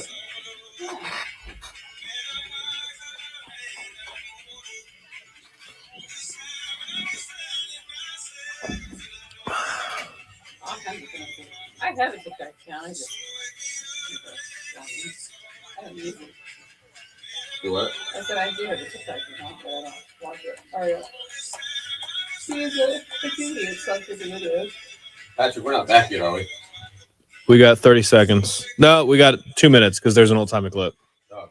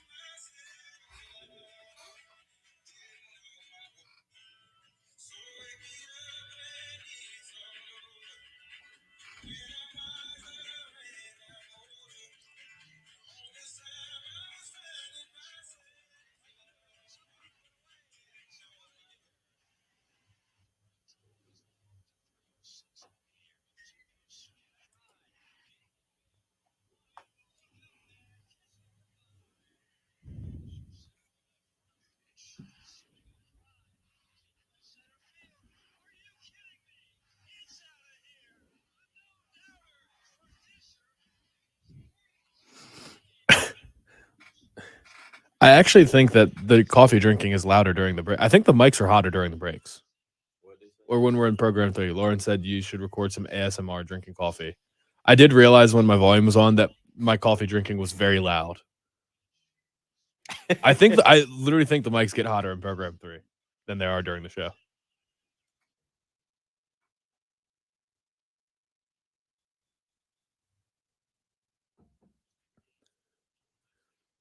All right. I think we're making our first official post. How's it look? Oh, you didn't see it? No. I mean, I'll look at it on the page. Sweet.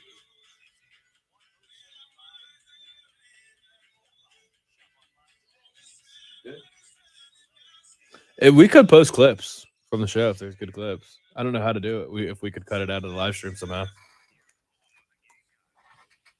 Great. Now how to? How many followers do we have? I don't know. Oh.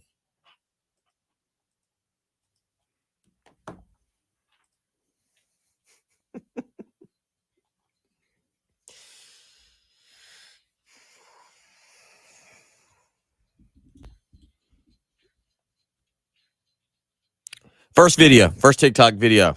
Mark it down. 720 720 on a Wednesday, May Wednesday. 11th. Yeah, I'm trying to control my cell phone and also do a sports talk radio show all at the same time. Doing a fantastic job. Bill Gunner. Talking while on your phone. Talking while on my phone. Incredibly difficult to multitask. And I wasn't walking. Not walking. That would be nearly impossible.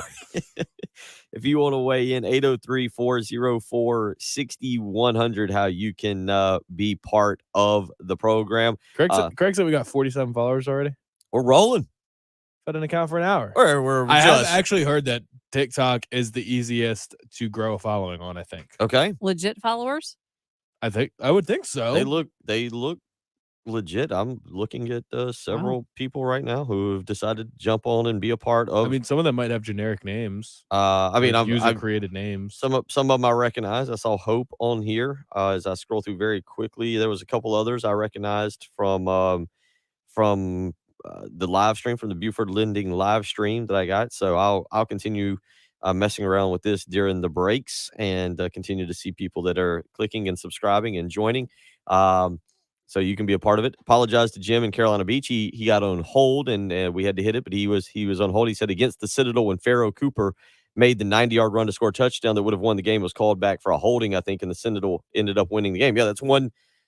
Honestly, I don't know because I get where some of you are coming from. So we've got a couple different things that we've got out there this morning. Number one, and we'll talk a little baseball. Kip Bulknight's going to join us in about an hour, 8:30 this morning.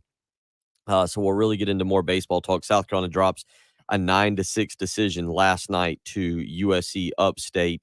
They will have Kentucky come to Columbia starting Friday, 7 o'clock for that game. SEC Network Plus. You can obviously hear it right here on 107.5 The Game. We will talk more baseball this morning. We won't goof off on TikTok challenges and TikTok and everything else. So we will get into some baseball. But we've talked more, Patrick, about Tom Brady. It's a weird story. It's a really weird story on that with Tom Brady. We'll get more into that. It's weird because of the amount of money, not because of what he's doing, right? Kind of both though, because I don't think it was a known fact that Tom Brady was going to go into broadcasting after his career was over. I think that was very much up for debate. He had just started this production company. He was big in the TB12 method. Maybe he was going to consider coaching. No one really knew exactly what his next avenue would be. But now that he's already decided on broadcasting before his career is over, it's kind of noteworthy. I don't think that was a given. I don't think he's a natural. I have not Peyton watched. Manning, everyone agreed while Peyton Manning was a player, he'd be an incredible broadcaster or color guy. Everyone knew that. I don't think people feel the same way about Brady. I don't think you remember it. Peyton Manning had a personality that was about as exciting as a cardboard box until he did a Saturday Night Live. And he did a Saturday I don't Night remember Live. boring Peyton Manning. Yeah, he did. Peyton Manning early on was generic and was just it was cookie cutter and it was not very entertaining. And then he did a Saturday Night Live, and it was one he started Chucking dancing, balls at the kids, throwing yeah. balls at the kids, and I think it was just a hilarious. It had to be in the, I think it was the 2007. No. He had to do it. I thought it was well before that. Because I think he hosted. I'm seeing one that he hosted with Carrie Underwood performing in season 32. That was in 2007. Maybe it was earlier. I'm seeing 2000. No. Peyton Manning SNL. Maybe first. people remember this. I don't know if people agree with me on this on Peyton Manning, as it pertains to like his personality. Like I remember him at Tennessee. I remember him being drafted, by the Colts. I remember the whole debate about the Pelton kids. One was 2007. Okay, all right. I thought he had gone back up. I thought he had hosted prior to that because Manning, I don't remember when, there was the great debate of he versus Ryan Leaf, and all that. And I remember, but Manning, he would have been in his 30s in 2007.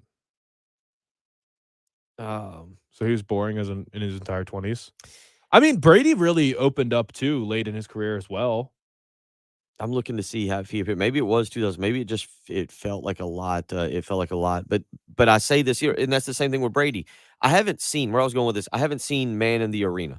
I probably should. It looks like a really good documentary. I saw Tom versus Time though. Okay. And how much did he talk in that, or how much? Because this is more of a relevant, like Tom Brady showing personality. Like that's the biggest thing. I think you can get away with being I don't want to say a bad play-by-play or an analyst guy, but you have to have personality. If there's no personality to, I think that's what makes Tony Romo great. He might make some mistakes, and he is very knowledgeable, but he's got personality. Joe Buck, again, you're talking difference here. Play-by-play guy. Tom Brady will be the lead analyst for Fox, but having some personality and being able to maybe be a little self-deprecating about your personal experiences. I don't know if Tom Brady can do that. Like Peyton Manning has been able to be the joke he made at the beginning of the year. I think he went to put on when he was doing the Manning cast and he had the helmet. He was like, "Oh, it doesn't fit." They were kind of laughing about the size of his head. Did you see the TikTok that Tom Brady made the other day? No, I have ventured into the TikTok world in the last hour. You're not getting it. I see all my TikToks on Twitter. Tom Brady made a TikTok that went viral on Twitter because somebody reposted it, where he made a joke about the tuck rule being a fumble. Oh, really? Yeah. Okay. So maybe he can be self-deprecating. He said it was like something where Justin Bieber, he like combined it with something that Justin Bieber said, like tell like a secret or something like that. And Tom Brady said the tuck rule game against the Raiders might have been a fumble. And people went crazy. They thought it was so awesome that he did that. Maybe he will. I think it's interesting. We've just never seen a player now. Drew Bledsoe, I believe, not Drew Bledsoe. Drew Brees kind of had a deal in place, and he was He's worse okay than this year. NBC. He was okay He's this year. taking over Notre Dame, I think. I think that was his thing. He was okay. We'll continue talking about this. We'll get back into a lot of you weighing in on the worst call ever. Day weighing in. The Pharaoh Cooper one was Jarrell Adams not being set for a second before the snap, which was the correct call. But I'm just saying, I'm not saying whether it was a good or bad call. I'm saying which call would you change in South Carolina's history that maybe alters something that happened. Again, another anonymous texter. A lot of you are weighing in on this, and maybe it is just this easy, but saying hands down the push off. I go back to that. I understand why. That would have been. I was just thinking about the Israel Kwame being held for 75 yards down the field against Florida also. Who scored that? It was like a 70-yard touchdown. I think it was Damian Pierce. I think it was. But, I mean, you can make the case if that doesn't happen, I think South Carolina's in a great position to pick up their second top 10 victory under Will Muschamp. Who knows what happens after that? But that's really getting hypothetical on a May 11th here at 7:28 in the morning. You're listening to the early game on 107.5 The Game.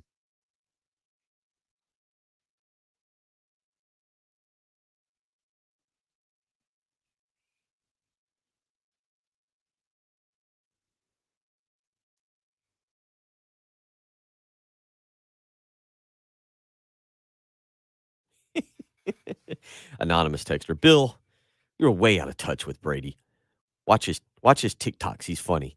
I am way out of touch this morning. I am officially TikToking, and we're having a good time, all because of a little social media. And one of the things that also makes it fun this morning is just getting here in the Tahoe. Each and every morning, Love Chevrolet has taken care of me. They've done it for the last 6 years. They've taken care of the Midlands for the last 60 years. They'll continue to do it because they do it the right way. The folks at Love Chevrolet, they not only take care of you, they have a good time doing it. It's a great atmosphere over there in Irmo. You can go visit them, I-26 between Lowe's and Frankie's Fun Park.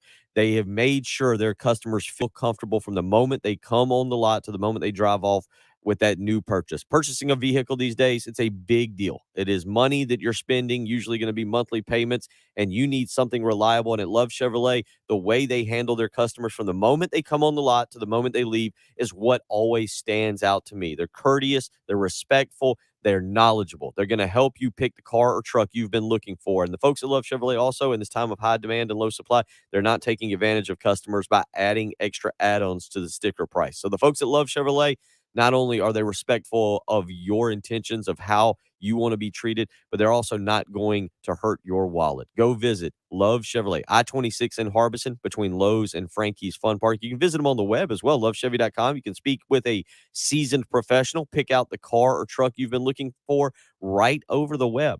But I encourage you going to visit them. It's time to get back out there, and going to purchase a new car is an exciting experience. It can cause a little trepidation, a little tension, but the folks at Love Chevrolet will make sure you're comfortable with that great purchase you're making. Go find out for yourself. I-26 in Harbison between Lowe's and Frankie's Fun Park, or on the web, lovechevy.com. Get out to Love Chevrolet and find new roads.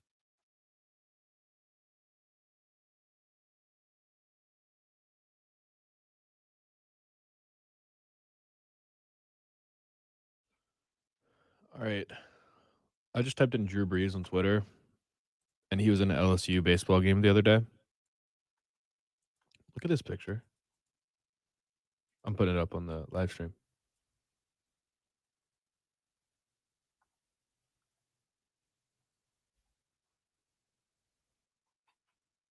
That kid looks exactly like him.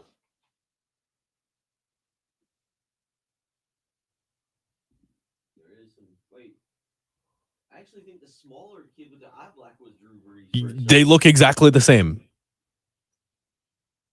Yeah. This is the picture that, have you seen the Spider-Man meme? This one? Yeah. That's what LSU posted that day. This kid looks. I thought the same thing too. I was like, wow, Brees is looking young. I was thinking that's a hardo move to put on eye black when you're just attending the game, but no. Crazy.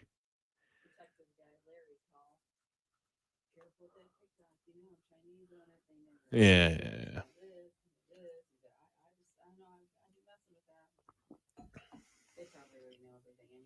Yeah. Apple knows everything. Who cares?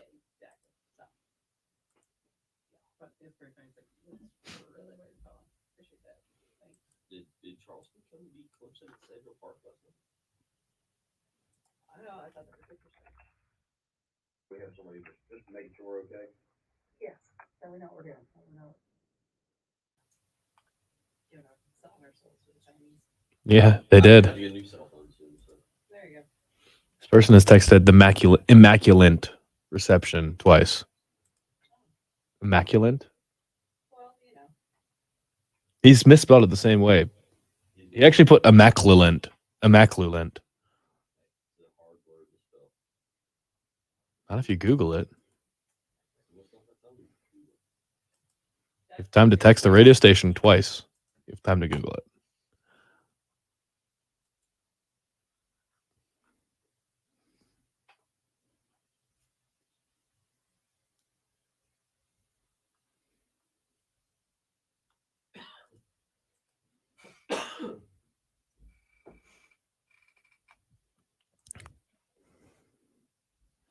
The push in the back in that game. There were a couple bad ones going down to the wire in that Stanford game. Could have 3 national championships right now.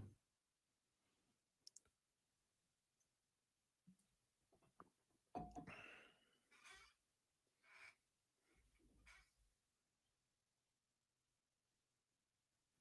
right, so are you ready?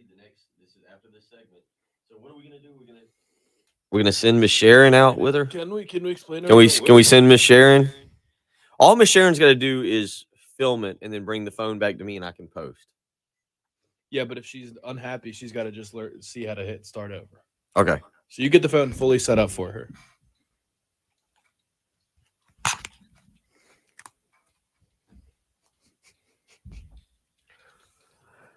Wildly known as the most professional radio program on this station, Bill Gunner, Patrick Perrette, Jen Jensen. We are moments away, about 10 minutes away from Jen heading out to Gervais Street here for her own personal TikTok challenge. The Tootsie Slide is what she'll do, Pat. I think it's the Tootsie Slide, isn't it? What is it? Well, what is it? Jen has done a lot of research, as you can see. On the TikTok page, you type in Tootsie, I thought. I thought I did too. All right. Well, we'll see what happens here. So we are figuring out how to. We have created a TikTok page this morning, and we will be TikToking out Jen's. I got to really make sure that I do not let that get away from me and say something completely inappropriate, by the way, one morning. But we will put that out on our TikTok page. We will also have it on the Buford Lending live stream. The other thing we've got to do now, Kip Bulk Night is coming up in about an hour, and we're going to talk baseball. We're not going to completely go away from sports for all you talk sports people out there. But we do like to be a little silly in the morning, especially when it's not football season and the baseball team loses 9-6 the night prior. And 2-6 against teams from the state of South Carolina. Yeah, not a good stat, by the way. It's not making people happier. You're supposed to be the best team in the state.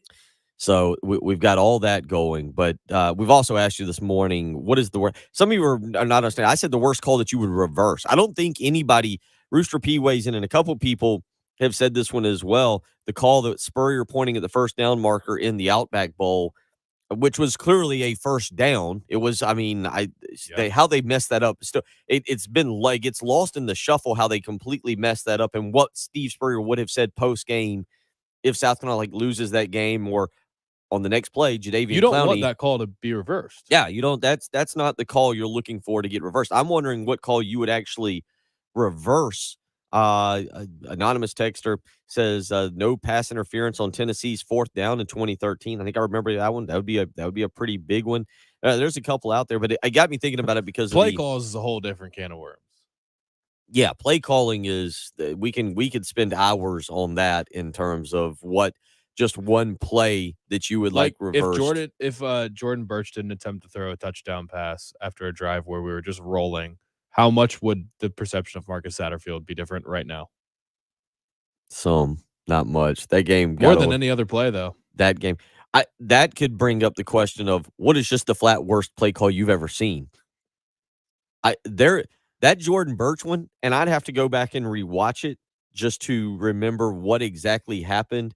But when Sean Elliott took over for Steve Spurrier in 2015, South Carolina's playing Florida at home, and I'm going to go back and pull this up real quick. South Carolina scores late to make it a competitive game in 2015. They're playing Florida. They're wearing those funky white helmets with, I think, the tail feathers on them or something like that. And G.A. Mangus is the offensive coordinator. You've got Sean Elliott as the head coach. And South Carolina scores late and goes for 2. And I think they drew up like a play that was designed to go to like they were passing it to the left tackle on a screen pass. I'll have to go back and see if I can remember what exactly that play. But now we're just going down a path of just absolute worst play calls you've ever seen in your life. Just designs that you just left you scratching your head. Yeah, I mean, there's a maybe I'll show it during the break, but the fake punt the Colts did against the Patriots was the dumbest thing I've ever seen in my life. That one, and don't you also have to throw in what was the fake punt with Justin Fields for Georgia against Alabama? Was it 2019, 2018 in the SEC championship game? Georgia's in perfectly good shape. Looks like they're in control in the fourth quarter, and Kirby Smart calls a fake punt with Justin Fields back there handling it. You'd have to go back and look. Those are the 3 that instantly, the Jordan Birch one certainly stands trick out. plays that just don't work, that the defense doesn't bite at all, usually turn out looking pretty stupid. We've been a little all over the map this morning. We've talked Tom Brady, certainly what's going on there. We do have a poll question out, by the way. You can go to Patrick Perrett's Twitter account. At Patrick Perrett is how you can go and check that out. At _ Patrick Perrett. Which network will have the best booth once Tom Brady joins Fox? So you've got CBS and Jim Nantz, Tony Romo. Fox with Kevin Burkhardt and Tom Brady. Amazon. Patrick, I'm actually surprised how low Al Michaels and Kirk Herbstreit are for Amazon. ESPN, Joe Buck and Troy Aikman. Michaels and Herbstreit, I think the thing is how much personality is going to be in that booth, because those are 2 pretty straightforward guys. And that's why I could see that being not only dead last, but really, really down the pole, because how much of a personality will those 2 guys have in that booth? Like, how much fun are you going to have watching that game? Or is it going to be more of like, I'm tuning in strictly to hear the nuances and X's and O's of that game? But do people not enjoy Fowler and Herbstreit together on college games? Or does the environment and the environment, the fact that it's usually the biggest game, monstrous game? They're putting out tomorrow, by the way. I don't know what you can do to get excited for this. The NFL schedule, the full NFL schedule. We're starting to see. You said yesterday was slime game. I don't get fired up for the NFL schedule release because I already know who we're playing. Who you're playing. Yeah, all the opponents are out. I mean, usually it gives me an idea of like, okay, if there's one away game that I really want to see, I'll check how it lines up with my schedule. Other than that, no, not really. Okay. What Monday night games are we playing and such? But yeah, overall, when you already know who you're going to play and where you're going to play them, I don't get super fired up for it. 803-404-6100. That's how you can be a part of the program this morning. Again, South Carolina last night drops a 9-6 decision to USC Upstate. That is not what, we talked a lot about South Carolina needing to win 5 of 6 against Kentucky and Florida to close out the regular season, to win on the road against Florida. We never really mentioned USC Upstate and Charlotte because it was kind of a foregone conclusion they needed to win those ball games. Yeah. They lose last night, and never say never. Who knows? Maybe South Carolina wins their next 7 games, and we look like idiots. But when you can't beat USC Upstate at home on a midweek game, you toss in losses. Patrick, it's a stinky stat. It really is for people who are ready to fire Mark Kingston. And I've seen some of you on the text line this morning on the live stream. I think your stat is the one that people probably would want to point to the most. What was it again? 2-6 against teams from the state of South Carolina. The 3 both wins were against Winthrop. Yep. The sweep at the hands of Clemson, the loss to PC. And as someone mentioned, College Charleston came in here and beat Clemson in Columbia last night at Sager Park. Yeah. So South Carolina probably wouldn't beat College Charleston either. Pesky Poll says Al Michaels has a great personality. Does he? But and Trey keeps texting the live streams down. No, it's not. Trey. Fix your internet. Trey. Still going. Hope just weighed in. Good morning. It's still working. And You need to reset your router or something. And York says, "Hey, early game fans." So no, the live stream is working.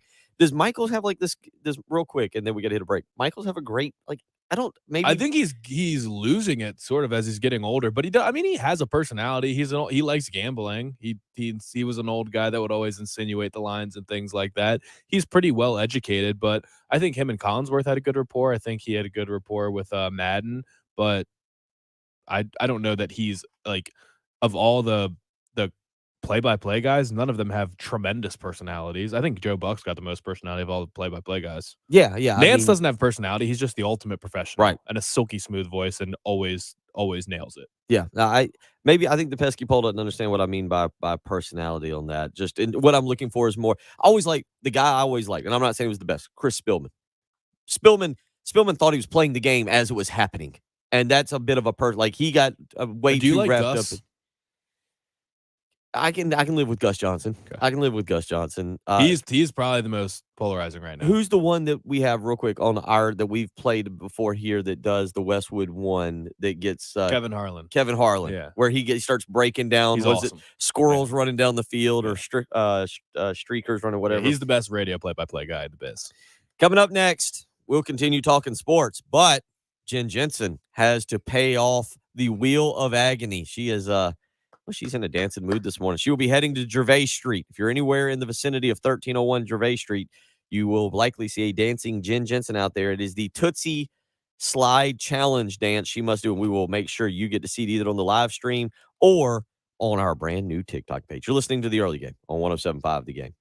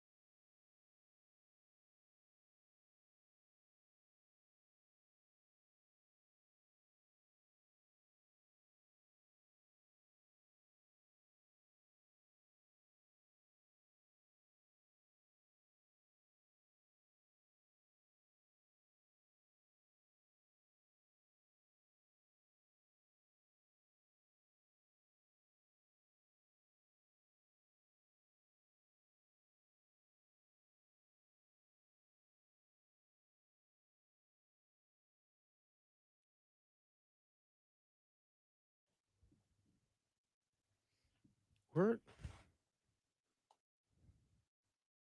not sure what's going on here. We are live on Facebook. It says that we're still broadcasting. We are live on Facebook. We've been getting comments from Facebook. Lauren, Trey both commented on Facebook. Maybe that's what Trey's texting about. It's not working on Facebook right now for some reason, but that's a Facebook problem. The Early Game 107.5 is the TikTok page. Bill and Jen are outside right now talking to security people, setting it up, getting them squared away.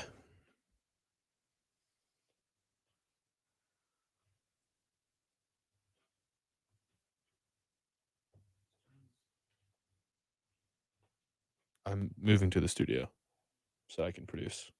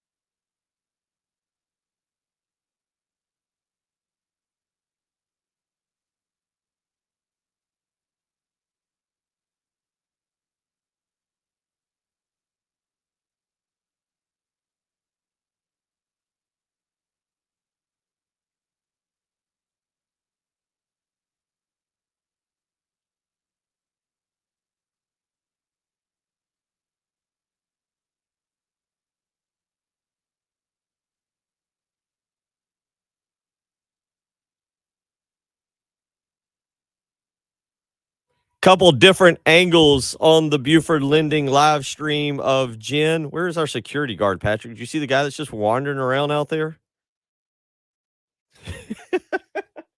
Where'd our security guard go? What was that guy? So we got Miss Sharon out there with Jen, and you can go to the Buford. You can go to the live stream right now where you can see Jen, who is about to do her TikTok challenge, and we will put that on our TikTok account here. So I'm going to give them the thumbs up, and they can go ahead, and we'll see if she'll start here in just a minute, and we will have that as we carry you through here on a Wednesday morning, 7:49. Bill Gunner, Patrick Perrette, Jen Jensen is there. She's outside on Gervais Street. So if you're driving up and down Gervais Street right now, you can honk and you can go get them. Yep, there they go. You can honk and wave at Jen there as she does her Tootsie Slide TikTok challenge that we will put on. That she is doing this because she lost. Oh, what a slide, Patrick! Are you seeing this? You got a good angle there. And we've hopefully trained both women out there how to use the TikTok well enough. Oh, it's got to be on there, otherwise it doesn't count. So this is how we're handling it this morning. There we go. Good job. Good job. That is the payoff for wager with. Oh, we get an extra dancing from Jen.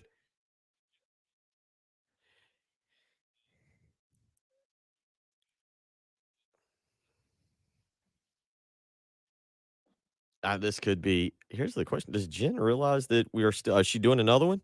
Did she decide that one wasn't good enough? Now, see, Jen's all in. All in. Yeah. Yesterday she was terrified.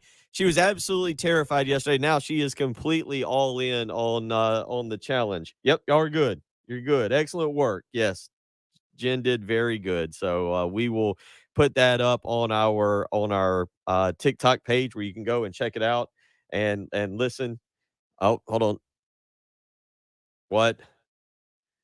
Oh, we can't hear it. She had her cell phone. I'm not sure what she was trying to do. So we have entertained ourselves. Hopefully we've entertained you this morning. Again, we have that on the Buford Lending live stream where you can go and watch Craig, Artia, Hope, RL all weighing in this morning. It's interesting. So that is the first Wager Wednesday payoff, Patrick. Not bad. Not bad. Now we got to find something to wager on this week. You got a suggestion for anything yet?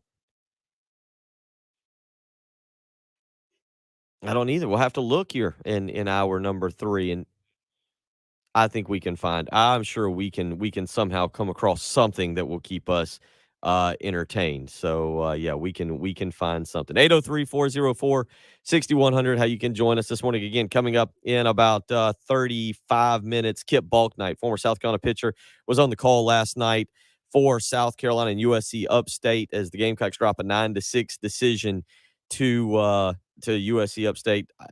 24-23 on the season now for South Carolina as Jen makes her way back into studio, and we'll see kind of how all this looks and what the Yeah. you've now heard enough of the song. Gotta make sure I didn't. Okay. We'll go get on the mic. Let's see what you thought real quick there. Jen paying off our. Did you close out of it? Uh-oh. No, I got it right here. Okay. I don't know if we can have the mute. I don't know. I'll cut the music down here. It's the music's in. Jen, how did it go out there? That was very good. Oh yeah. Genius. How you feel? It was chilly out there. It's chilly out there, huh? It was a little bit chilly. Yes, Sharon. And Sharon. Yep. We got Sharon in it. Yeah, we're talking right now in the air. Oh, she's scared now, but Sharon and I had plenty of security out there. I'll work on getting this up during the break. I've got the video. Jen did a fantastic job, and we'll do that. So the wheel of punishment is over there. We will break that back out next week, and we will see where it goes. So again, we'll try and find something to wager on here during the break and through the next hour. 803-404-6100 is how you can weigh in. So Jen, your first ever TikTok challenge again. How do you think it went? Well, it was pretty darn easy, so that was good. I don't know. It's fun. I was having some fun with the kids yesterday talking about it. Oh, good. Patrick, how do you think she did there? I think well, and I think she enjoyed it because it got a couple attempts in there too, right? Yeah, it was fine. Perfect. They've been sandbagging you a little bit. You did very well again. So we'll put that on the. How much editing are you doing over there? What are you doing? I'm trying to get y'all to talk so I can edit. Oh. But what do you need to edit? You know What what? needs We to go be into a edited? break in like a minute and a half. So Yeah, you what can do you it need to then. edit? Well, I was going to put like a little caption on it just to explain here. I was just That's trying what to. you've been doing the whole time? No, I've to been add a trying to caption? talk. I've been trying to carry the show here while you were spinning the wheel and Jen's talking to Miss Sharon. Patrick's over here just randomly still spinning the wheel. He's excited about the next one. Miss Sharon has come in and is talking to Just Jen. wanted to see if whoever lost, what would they get to do this time in the live stream? We get to pick again. There we go. Yeah, so we'll keep working with that. Again, yeah, 803-404-6100. Yeah. AJ not happy with Mark Kingston on our text line. Again, we will talk. We'll actually get back into some sports in the next hour as we will talk about with Kip Bulk night at 8:30 as it pertains to South Carolina and what he saw last night.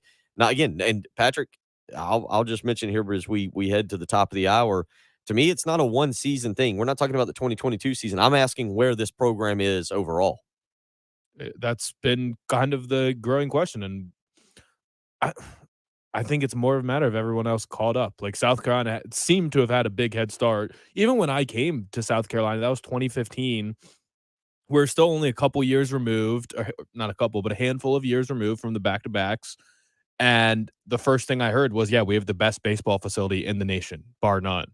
And that seemed to hold true. Now it's not necessarily the case. Now everyone else is caught up, and you can't rely on just having the best facilities and pumping the most money into it anymore because everyone, particularly in this conference, is doing the same thing. So you're not in a league of your own anymore. It's certainly South Carolina's got a ways to go. We'll see what they're able to do. We'll see how the season finishes up. We'll talk with Kip Bulk Knight in the next hour about South Carolina baseball. We'll get back into the Tom Brady discussion. Patrick Perrett has a poll question up at _Patrick Perrett is where you can follow him, where you can also weigh in on who will have the best TV booth when Tom Brady goes to Fox. And you can go to our new TikTok page and check out. It'll be up in just a moment here. Jen doing the Tootsie Slide Challenge. She was fantastic. We both give her 2 thumbs up. Fantastic work this morning, young lady. It's the early game on 107.5 The Game.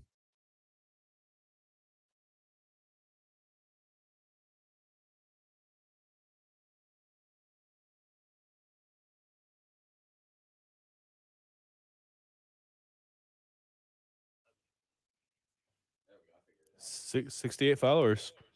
Nice. 69 now. And Sonny, no, we didn't need security. It's just a security guy here that's been a fan for a long time. So he came up just to have fun.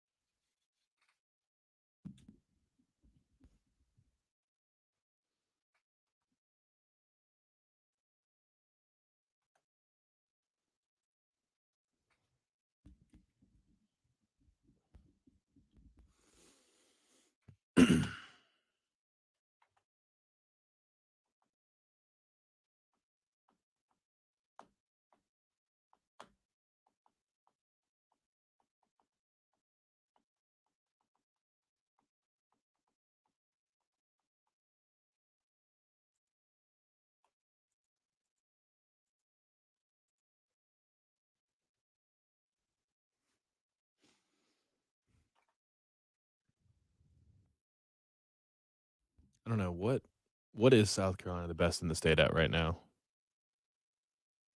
Women's basketball, obviously. Anything else?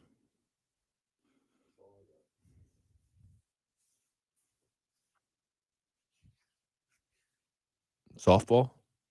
So they just got bounced from the SEC tournament. I saw that. Lacrosse.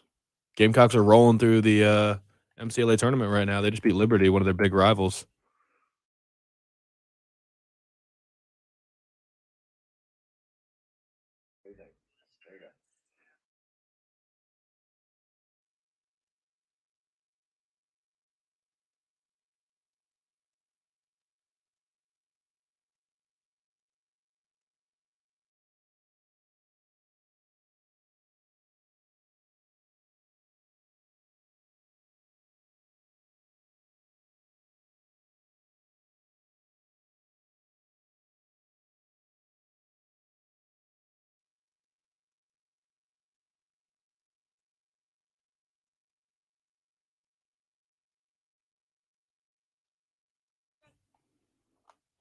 We are off of Facebook for some reason. I don't know what happened.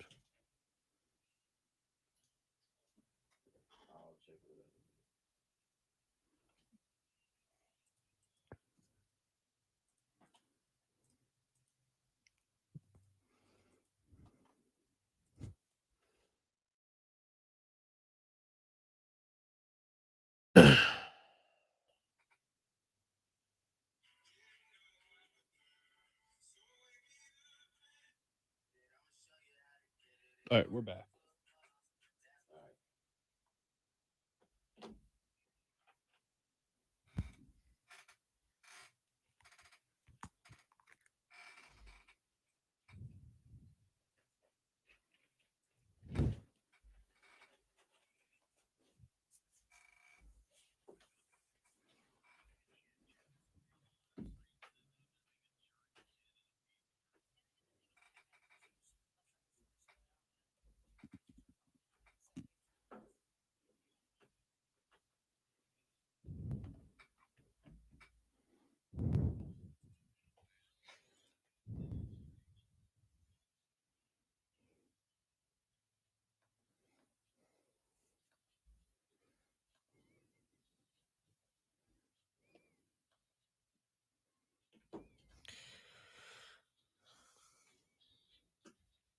$8:01 on a Jen. You would define it as a chilly Wednesday morning. A little chilly still out there this morning. It's the wind. It's just a little bit breezy. Little Not terrible. little windy out there this morning, but Jen has persevered. You can go to our new TikTok page and check out Jen doing the TikTok challenge out there. The Tootsie Slide is our page on TikTok is the early game 1075. I got some honks. Got some yeah. See? All right. Yeah. There you Feeling go. pretty strong about that. Thank goodness we kept it very Back to PG. college. Yeah. That's Right. could have gotten a lot. Could have gotten gone down a bad path there. Coming up in about 30 minutes, we will talk a little bit more Gamecock baseball with Kip Balknight. He was on the call last night over at Founders Park, and we will get his thoughts and opinions on the 9-6 loss for South Carolina. We have done our TikTok challenge. Just a programming note coming up later this week. Obviously, tomorrow, Kerry Tharp will join us as he does each and every week. We'll recap what happened in Darlington. Patrick and he will swap stories of tailgating in the infield. Patrick is back from that. Are you fully recovered yet? Do you feel like you were fully recovered? I was not fully recovered yesterday. I'm back now. I'm back in business. Okay. I was so sore yesterday. I From what? couldn't lift up my arms. I don't know, just being mobile for 2 days and not sleeping. I mean, I slept 11 hours during the day on yesterday, on Tuesday. No, I didn't do the show Monday. So Monday, yeah, I got home at 9:30 and literally slept until 8:30. Wow. It was wild. I had never been in bed that long before.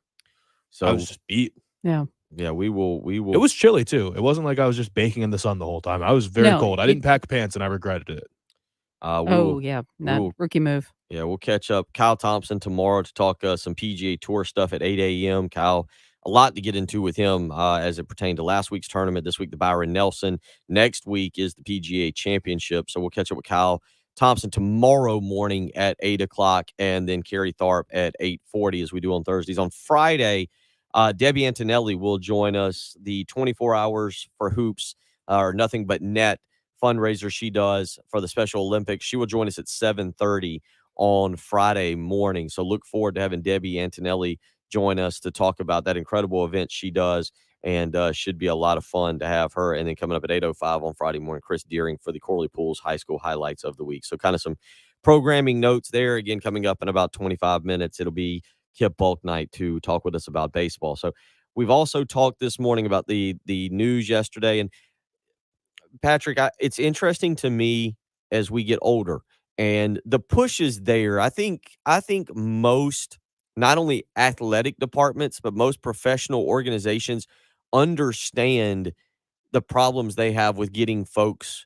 people to stadiums these days, football stadiums, baseball stadiums, basketball stadiums, so forth, so on.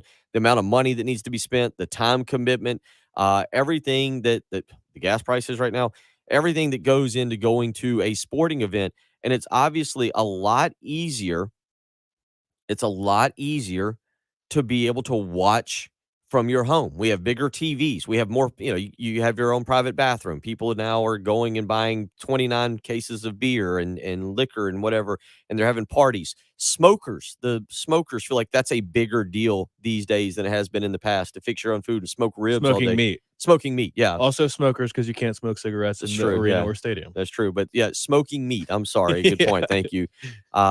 I've been looking at them, so I just type in smokers on the Lowe's or Home Depot website. Everybody knows what you mean. But so I guess my point is the money spent. It's entertaining to me to hear people's opinion of sportscasters, sports announcers, and how they absorb a game. You've got a lot of the old school people.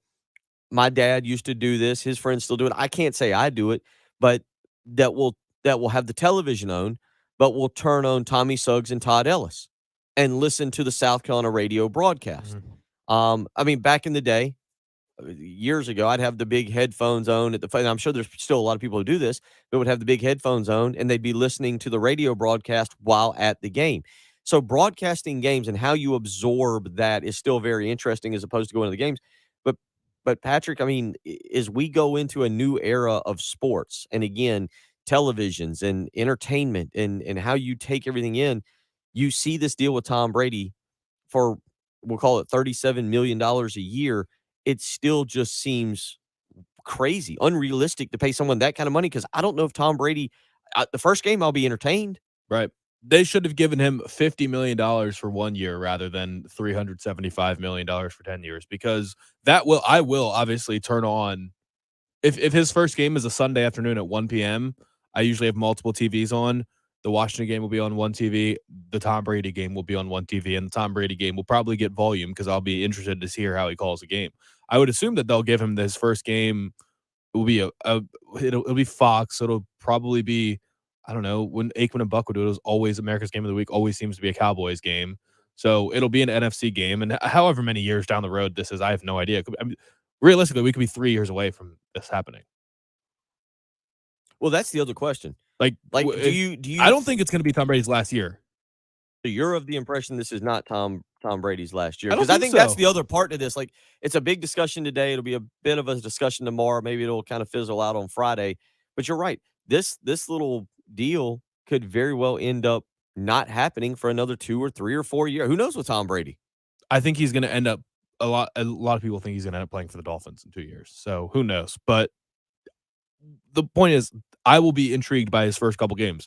If he's not a good broadcaster or not adding any element that I'm not used to seeing in a game, I'm just going to watch whatever game I was already going to watch. It would take so much for me to go out of my way to watch and listen to a game that I wasn't already planning on watching. Well, and that's why I see this money and I'm just perplexed by why they're spending this kind of money because I don't know of any announcer that I tune into for the game. If it's a good game, you could have 2 parrots talking and I'm going to watch the game. Like I think that to me is the weirdest. Half the time I don't really have volume on anyway. I have multiple games on, or I'll have Red Zone with the volume, and then my other TVs will be whatever game.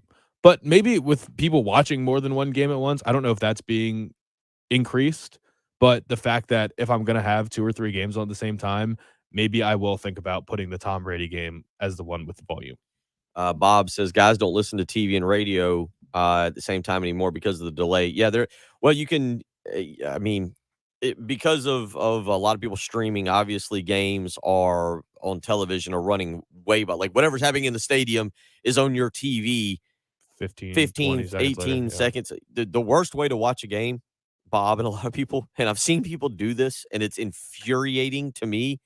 This is the person who's infuriating to be around during a game, is the person who's live betting a sporting event and watching the game, and they'll see the odds change and be like, oh, so it's something really good they just got a first down, or they're going to score you'll see the odds drastically change or something, and your Vegas little app will completely change, and then that person will look at you and be like, oh yeah, something really good just happened for this team. And you're like, all right, dude, go anywhere else. Yeah. I get it.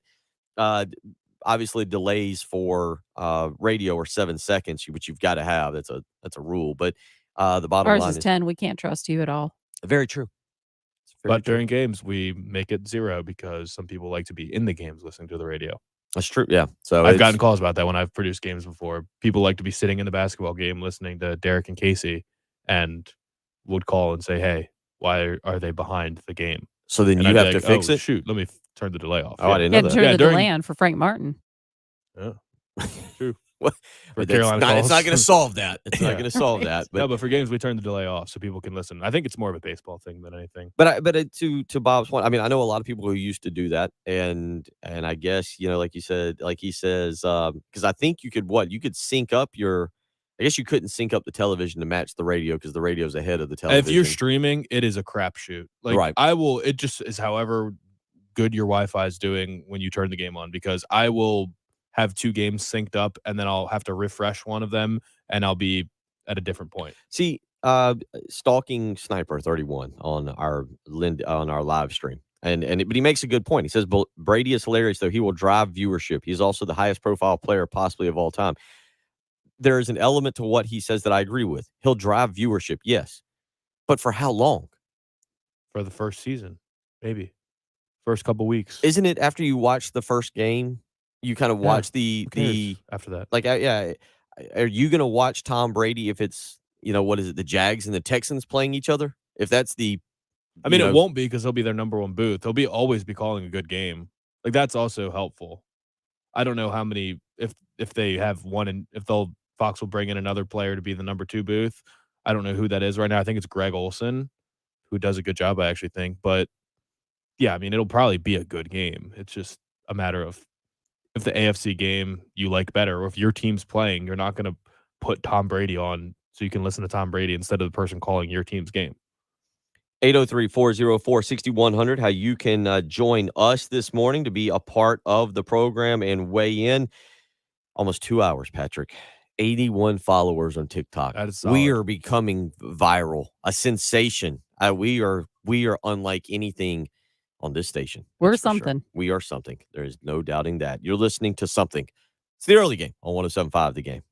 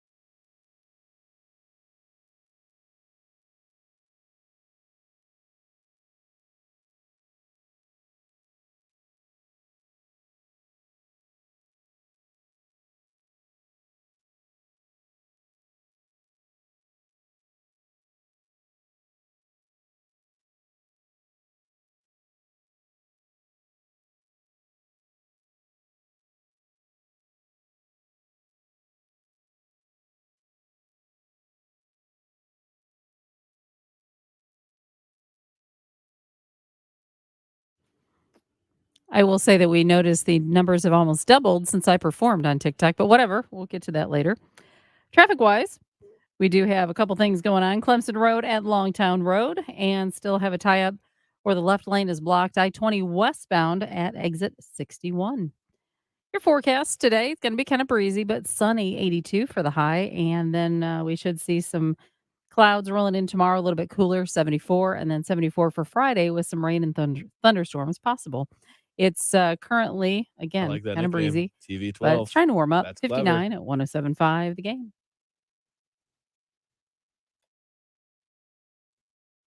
Well, I'll say this. I feel like we had a very interactive morning on all platforms.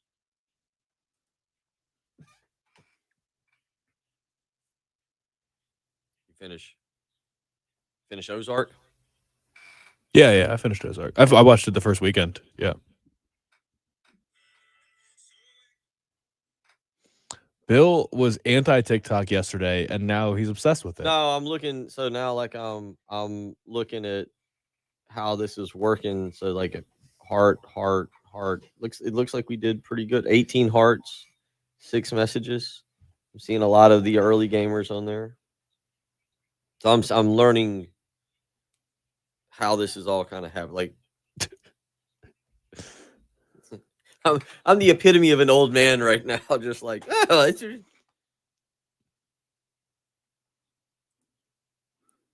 I get and understand and can appreciate the old school nature of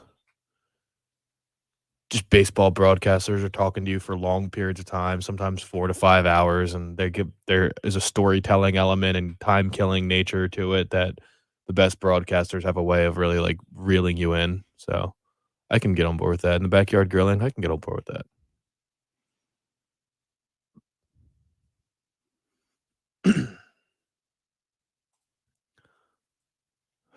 Yeah, a lot of I don't know. There are a lot of opinions on that else.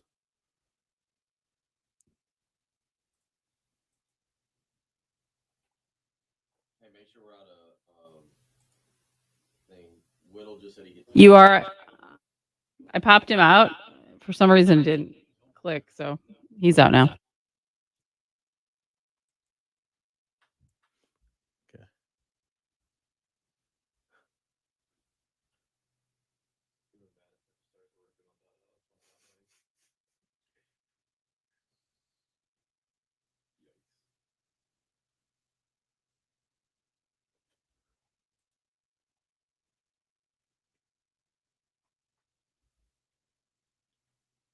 Is there a link for our TikTok, like that we can tweet out or whatever?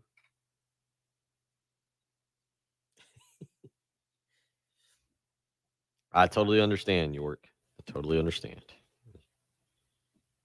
I feel like the thing about adding TikTok is I've become closer to my daughter today.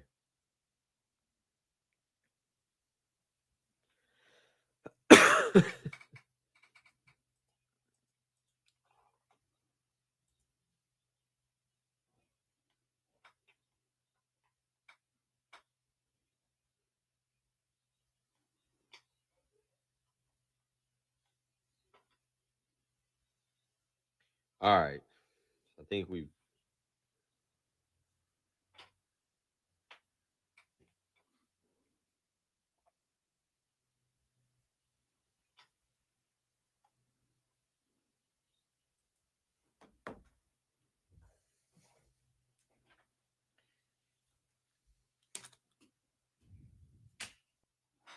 So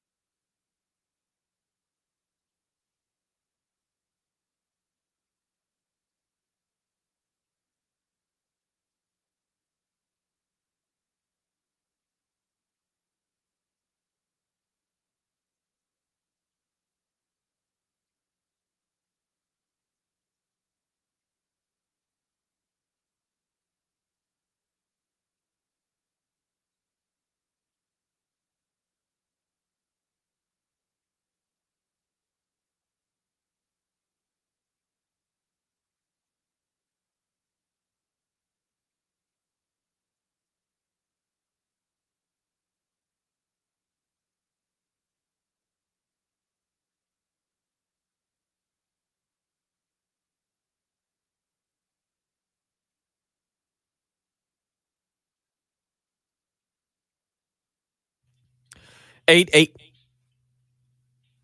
8:18 on a Wednesday morning. Bill Gunner, Patrick Perrette, Jen Jensen. I'm learning how to use TikTok. I'm learning how to spell TikTok. It's a good time too. We have created a TikTok page. There's so many ways now to interact with our program. I should point them all out. You can go to Twitter. Twitter is the oldest of the bunch. You can go and follow @_ Patrick Perrette. She's at Jen Jensen Morse. I'm at Will Gunner, WILGUNTER.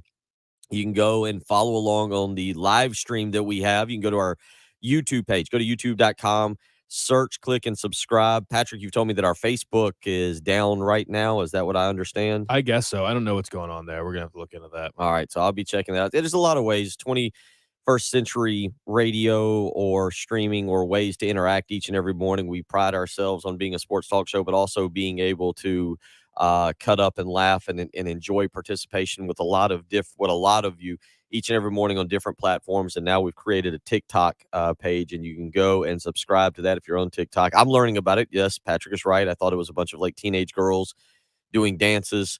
Apparently, you can find recipes on there, and you can see sports videos on there. I don't know. It's crazy. So I guess there goes my Wednesday afternoon. But we have found a new way to be able to interact with you, our audience, and we do appreciate each and every one of you for joining us each and every morning. Craig, Mark, York, RL, Hope, Anthony, so many of you that Troy, who joins us, our buddy Jim in Carolina Beach, so many of you who hop on our Buford Lending live stream and weigh in each and every morning. So we certainly appreciate that. We appreciate everybody who weighs in via the text line. A lot of you have jumped on this morning. Rooster P saying not that excited about Brady. And I think there might be more people just like that. AJ saying if there are 2 college football games on that I have no rooting interest in, I will watch the one with the better broadcaster or the less annoying one. For instance, I cannot put myself through a Mark Jones called game. The Carolina Auburn game last year was brutal. Patrick, is there an announcer that you just won't listen to No. that's just No. annoying? No. If it's a good game, I'm watching that broadcaster. I do not care. Yeah, I find it fascinating how we are growing to consume our sports, whether it's baseball. I think it was on the live stream here. Let me go back. I believe it was on our live stream that RL said baseball is sometimes more exciting to listen to on the radio than to watch on TV. I'll sit in my backyard and listen to Braves games. I remember going to the beach when I was little, like 6, 7, 8, 9, 10, somewhere in that area. And dad or my mom back then or somebody would have the little radio, and you'd be sitting at the beach, and they'd be kind of, it's always reminded me, there's a scene in Jaws that's exactly like that, which probably creeped me out a little bit. But where in Jaws, they're sitting on there and they're all sitting on the beach, and one of the families is listening to a baseball game on that particular July 4th weekend or whatever it was. And I remember doing that. We'd go and they'd have their little tiny, little radio, little like AM transistor radio, and be sitting there and hanging out, and we'd be running around. But you'd come over. I remember hearing the sounds of, like a Saturday afternoon Braves game or a South Carolina game or whatever it may be. So, yeah, I can see where baseball certainly is a sport that maybe because it's just relaxing and you can sit out in your backyard and just have it on. Just have it on. Just have it. I mean, I'm not being funny about what I'm saying. I've transitioned to now. I've got probably a little, I think it's about a 24-inch TV that I just set outside now. And I can't say that I'm like in tune with the game or with, I've gotten into watching racing more that way, just where, I might be having a cigar or talking to neighbors, but look over and, oh, hey, game's on, and kind of follow it for a couple pitches. I'm now more likely to watch a game on mute with music in the background than I am to listen to a game. In my living room, I have an Alexa, and I'm far more to say play this kind of music and just have a game on and be flipping around. Or I'll just, if it's something I don't really care about, like this time of year, I'll just put a game on one of the TVs and I'll just watch a movie on my other TV, watch the movie, and then just glance down every once in a while and follow the game. Like if I'm Still not like the that sounds into of the game. It does. For what, when you say that the sounds of like what game? I just of a baseball game, There's something about a baseball game. I'm with you. The crack of the bat and just it's a very weird thing. And I can listen to Tommy Moody and Derek Scott. I'm just combining South Carolina announcers now. There you go. Derek Scott. And I think Derek, by the way, I really wish more people would give Derek Scott. So he does a phenomenal job. I think Derek Scott is one of the best announcers we've had here. I've listened to him because of Austin's basketball practices during the season and not being able to watch as many games or go to him live. And I would catch Derek and Casey during, coming to and from Austin's practice or whatever. I think the world of Derek Scott. I think he does a heck of a job for this university as how he calls games. And I think he and Casey Manning are really good. He and Tommy Moody are really good as well. That's not to put down anybody else who does it.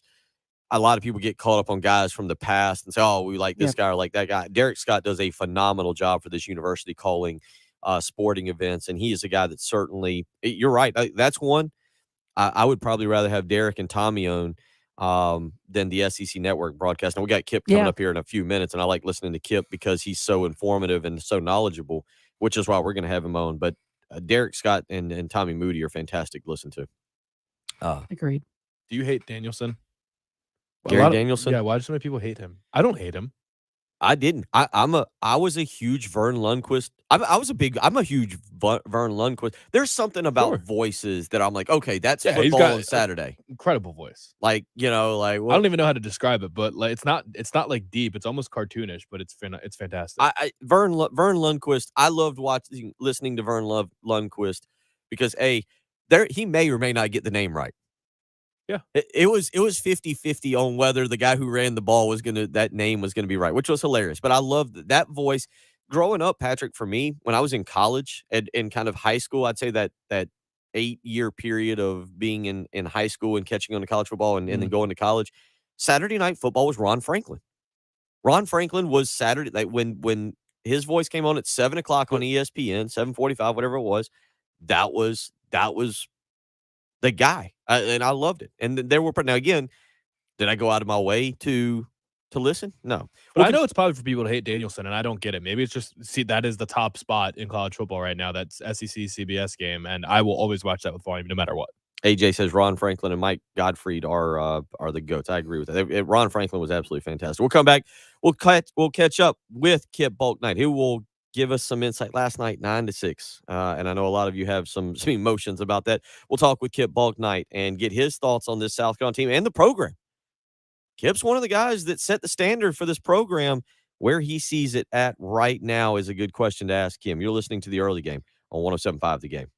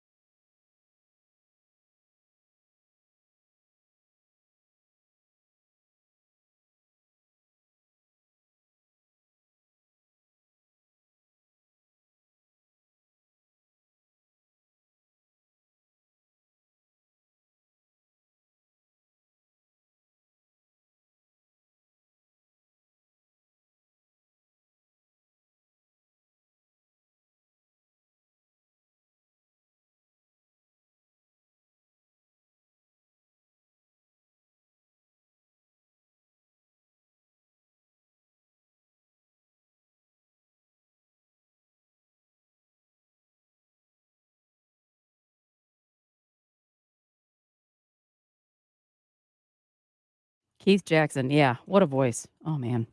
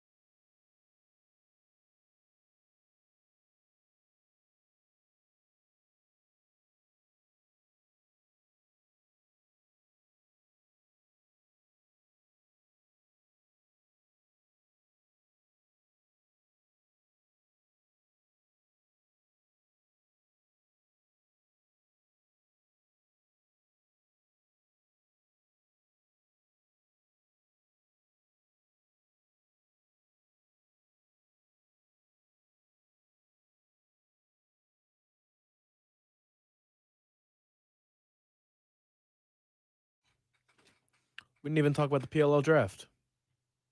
There was a shocker at number 1.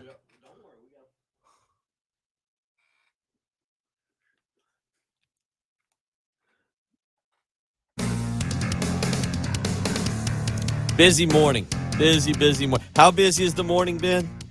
It just occurred to Patrick we have not talked about the PLL.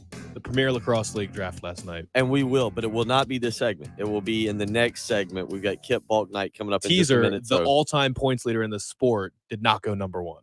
So we've got the if you've been waiting patiently for Premier League lacrosse draft discussion, hold your horses till about 8:46 this morning, and we will get to that. That will certainly be a hot button issue as we wrap up the program.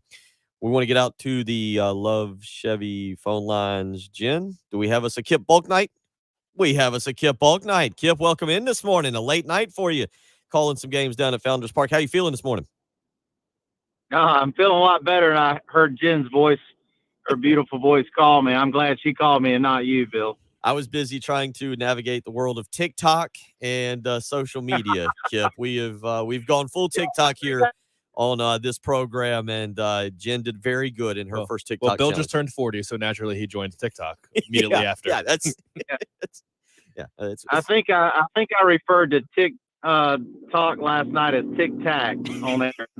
Just saying. It happens. Somebody said, and they said, make sure you just don't call it the TikTok, because that's how you sound. The Twitter, the Facebook. Yeah. All right.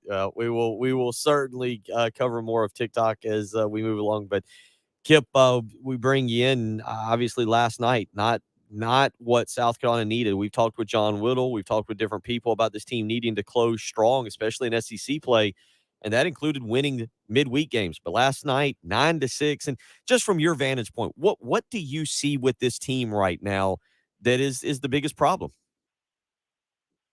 Well, just a lack of consistency. Obviously, this is a team that, in one sentence, you can say they can literally beat any team in the nation, and then the next sentence, we can lose to any team in the nation, and that's really, really odd. It's very different, not what we're used to seeing for South Carolina baseball, and it breaks my heart. It's really, really tough to watch, and I'm close with a lot of the players and coaches, so it's really gut wrenching. It's really, really tough to watch, and I just as proud as I was of them for coming back on Sunday and winning. That's to be able to do that. It shows a lot about who they are as people, which is very, very important. And I think that obviously in college baseball, it's the SEC. You want wins. You don't want to lose a game after being up 9-0. But to come back and win on Sunday was huge. And I just think it was a really, really tough, long trip coming back from A&M. I know they flew, but still, it was a bad spot for them against an upstate team. It's actually a good baseball team. They're second in their conference, and they've won a lot of games, over 30 games, but still a game that South Carolina's got to win, and they just weren't good enough. They got beaten all facets of the game last night. Kip, you as much as any player that we can talk to, you were part of a program that missed postseason. One of the last times South Carolina missed postseason under Ray Tanner, and then went 56-10. You know this program. You followed it. You've been around for the last 22 years, I guess, since 2000. What is South Carolina baseball right now to you? Where is this program? Because I think seasons are their own. They're their own entity. But South Carolina baseball plays for 3 straight national championships under Ray Tanner. They win 2, and since then it's been really hit or miss. As a former player, as a person who is a huge part of building this program, what do you see right now when you're in that booth calling games? I definitely see a lack of talent. There's it's really, really surprising that we're not able to get some of the talent that other schools are getting, and that's a concern. But it also just a lot of the bonehead plays that we see. I mean, Belk last night gets a big hit. We're down 3 runs or 4 runs at the time, and he gets thrown out and makes a third out at third base when his run absolutely means nothing. There was a ball hit to Madden at first base, and he hesitated, ended up going home. Getting the guy out, I felt like he was safe all the way. I think we got some home field advantage there on a call. But, earlier in the year, Madden had a ball hit to third base and didn't come home. And, just little things like that, being prepared, knowing where to go with the ball before it's hit to you, knowing all the situations. And, it's really difficult. I mean, you look back at the LSU and even Clemson when they were really good at times. South Carolina, obviously, now you got kids that you're recruiting that are 14, 15, 16 years old. 2010, 11, and 12 was a long time ago.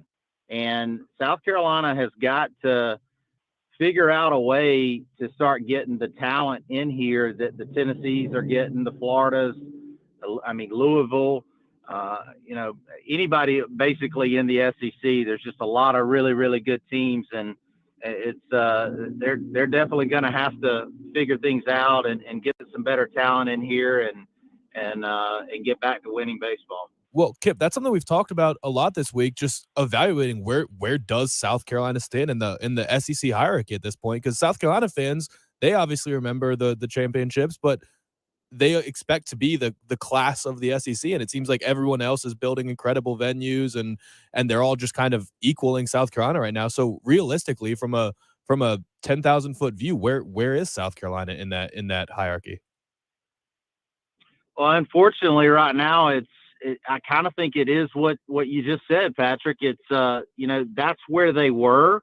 That's not where they are now, and that's not anywhere close to where they are now. I mean, they're a team that I would say that if you outsiders looking at it, they're underperforming, but they're underperforming at a level that's very, very disappointing, obviously, for the South Carolina fans and the coaches and players as well. But the most important thing for me, I mean, you look back at what Coach Tanner was able to accomplish under his tenure. He always had great recruiting coordinators. I mean, Jim Toman was one of the best. Chad Holbrook was one of the best recruiters as well. So was Monty Lee whenever he was here. And for whatever reason, we're not able to get the impact JUCO players. And unfortunately, when you have the injuries that South Carolina has had, you've had to pitch a lot of, freshmen that you would have liked to have been able to be pitching in some less stressful games on a Tuesday or Wednesday night. Instead, they're having to pitch on the weekend, and they're starters, then they're relievers. They're getting moved around a good bit.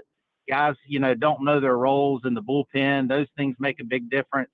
And it's just been a culmination of a lot of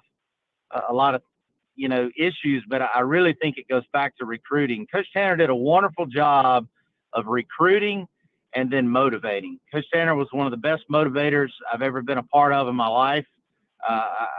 And he was able to find a way to get the best out of his players. And that wasn't always treating every single player the same way.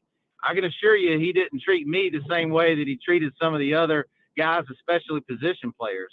He would have his choice words. I mean, he would have words with me that would not be good to say on air, but he knew that I could handle that, and he knew that that's what made me my best. So I think the biggest thing for college sports, especially in baseball, is recruiting. We got to get some better talent in here. He's Kip Balknight joining us here for just another minute or two, and certainly want to get him back here in the next few weeks and continue to get his thoughts. Patrick and I are not pitching coaches. We have no clue. Injuries have been a part of this staff. There is no denying that, but you just talked about it, not knowing roles. What do you see as a difference between Skylar Meade and Justin Parker, and how do you see this staff being handled by first-year pitching coach Justin Parker? Yeah, I think overall, he's done a pretty nice job with his pitching staff. I don't agree a lot of times with some of the moves we make, and I'm not quite sure if that's Justin Parker or Coach Kingston that's making the calls on, who's coming out of a game at what point in time and who's going in a game. Last night in particular, I felt like, once when we were down 4-2 and then it got to 5-2, I felt like it was time for Aiden Hunter to come out of the game. I mean, I felt like that was a game that we had to win last night, and I just felt like we were looking at trying to get him deep in the game. Obviously, because our bullpen's a little bit it's not as deep as we want it to be, but last night, I mean, that was huge. I mean, now South Carolina, to have any chance whatsoever, they're going to have to win at least 5 out of the 6 in the SEC, and then they're going to have to go on a really big run in the SEC tournament to even be considered, because the midweek losses that they've had are just are devastating. It's going to be really tough. But going back to your question about Justin Parker and the pitching, I do feel like he's done a better job overall of trying to get guys to pitch to contact. Noah Hall's been able to pitch deep into games. He's trying to get swings within the first 2 or 3 pitches and getting some easy outs. But again, I think it's really tough to pitch in the SEC as a freshman. Not only do you have to have good stuff, but you've got to be really good mentally and be able to handle adversity very well. And I think Aiden Hunter in particular is a guy that, you look at his numbers, and I think a lot of better days are to come for him once he's able to get developed and settle in and execute his pitches. He's Kip Balknight joining us here. You come down the stretch as a former player. You lose a game like that. Now you've got to get up for the final 7. Those players, they have social media. They have radios. They have the access to the internet. They know what people are saying. As a former player, how would you advise them to handle the next 7 games? Throw their cell phones away. I would have had them throw them away about 2 months ago and get off of that stuff, because unfortunately, this program now, it's the expectations are so high.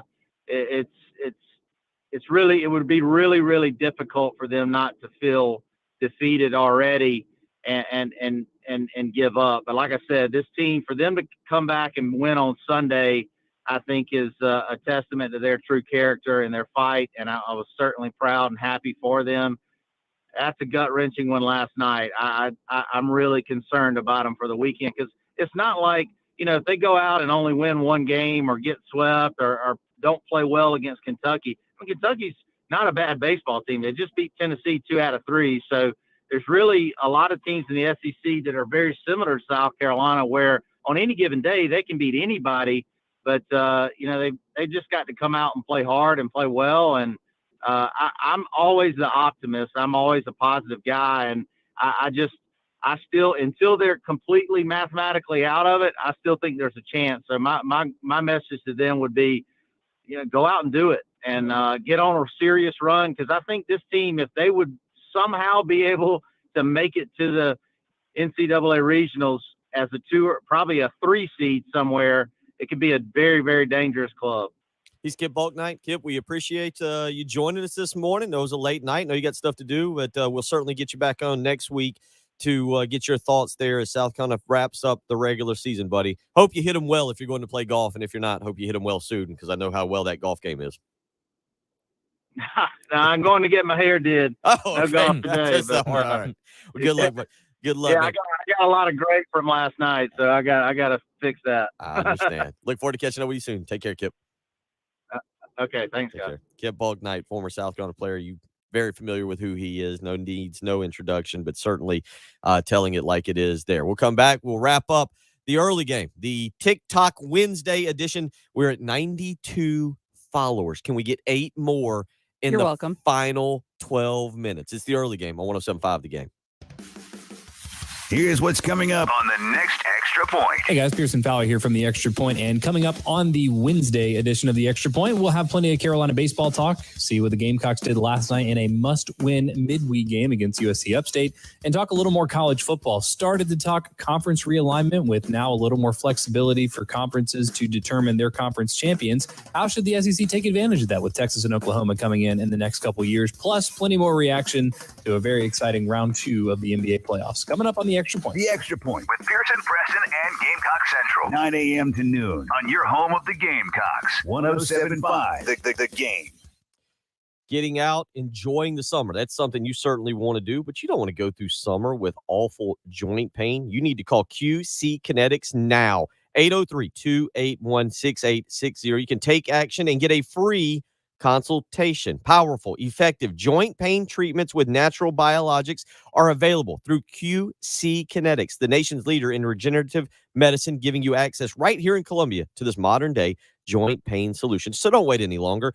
Don't worry about drugs, steroids, downtime, or even surgery. You can call QC Kinetics today for a free consultation to get back to living the life you want to live. 803-281-6860. Again, that's 803-281-6860. If you've been suffering from damaged tissue, if you got problems with your joints, you're feeling it, you're just getting older, don't allow it to affect your lifestyle any longer. Call QC Kinetics today.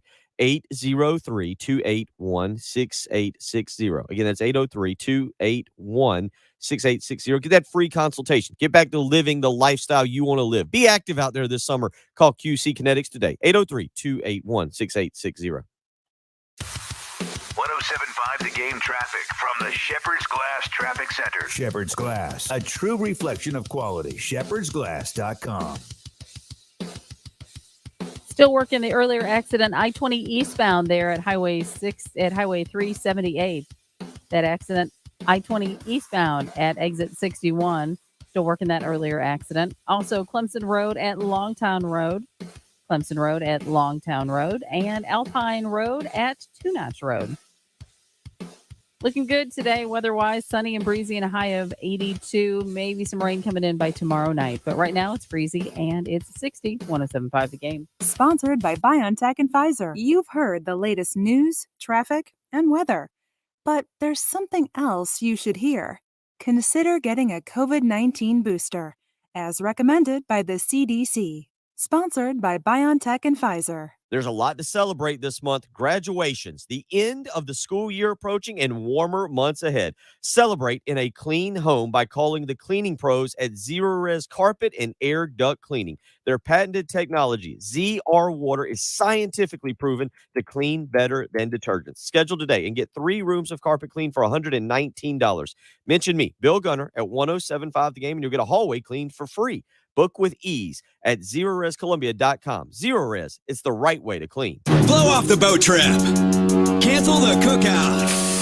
Memorial Day sales event going on now at Galliana Kia on Greystone. Featuring brand new Kias below MSRP. Like a 2022 Kia Rio LX, just $16,990. All new 2023 Galliana Kia Sportage now in stock. Lease for just $259 per month. Plus, we'll give you exactly what your trade is worth down to the penny. High mileage, cosmetic issues, unreliable. All trade-ins are welcome. So if you want to overpay for a new Kia, that's okay. But if you want to buy a new Kia below MSRP, You should be driving a Kia from Galliana. Galliana Kia. don't miss the Memorial Day sale going on now. Galliana Kia on Greystone. I-126 Zoo Exit in Columbia. Call 779-7300 or KiaColumbia.com. Rio stock number 2K1111. Portage stock number 3K3099. 36-month lease, $39.99 due at sign. Plus tax tag includes $225 closing fee. No security deposit. Subject to lender approval. Offer still combined. Expires month end. And now an update on what some analysts and reporters are calling the Great Resignation and the upside of it all.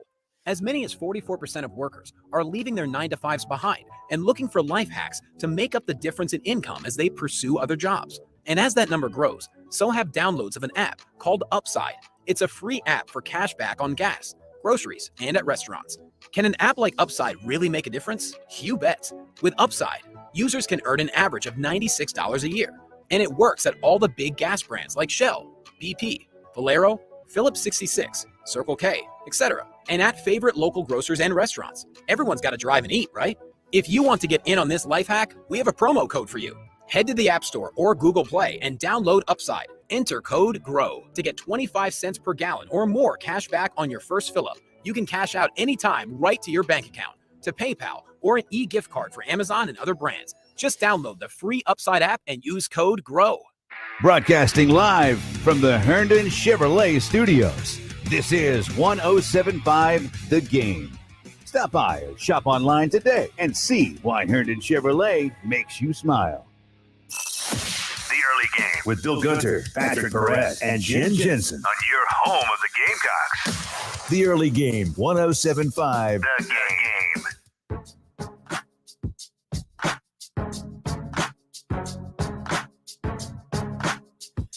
Final few minutes of the early game. Bill Gunner, Patrick Barrett, Jen Jensen. It has been quite the show, ladies and gentlemen. Quite the show. We are 96 followers, 4 away.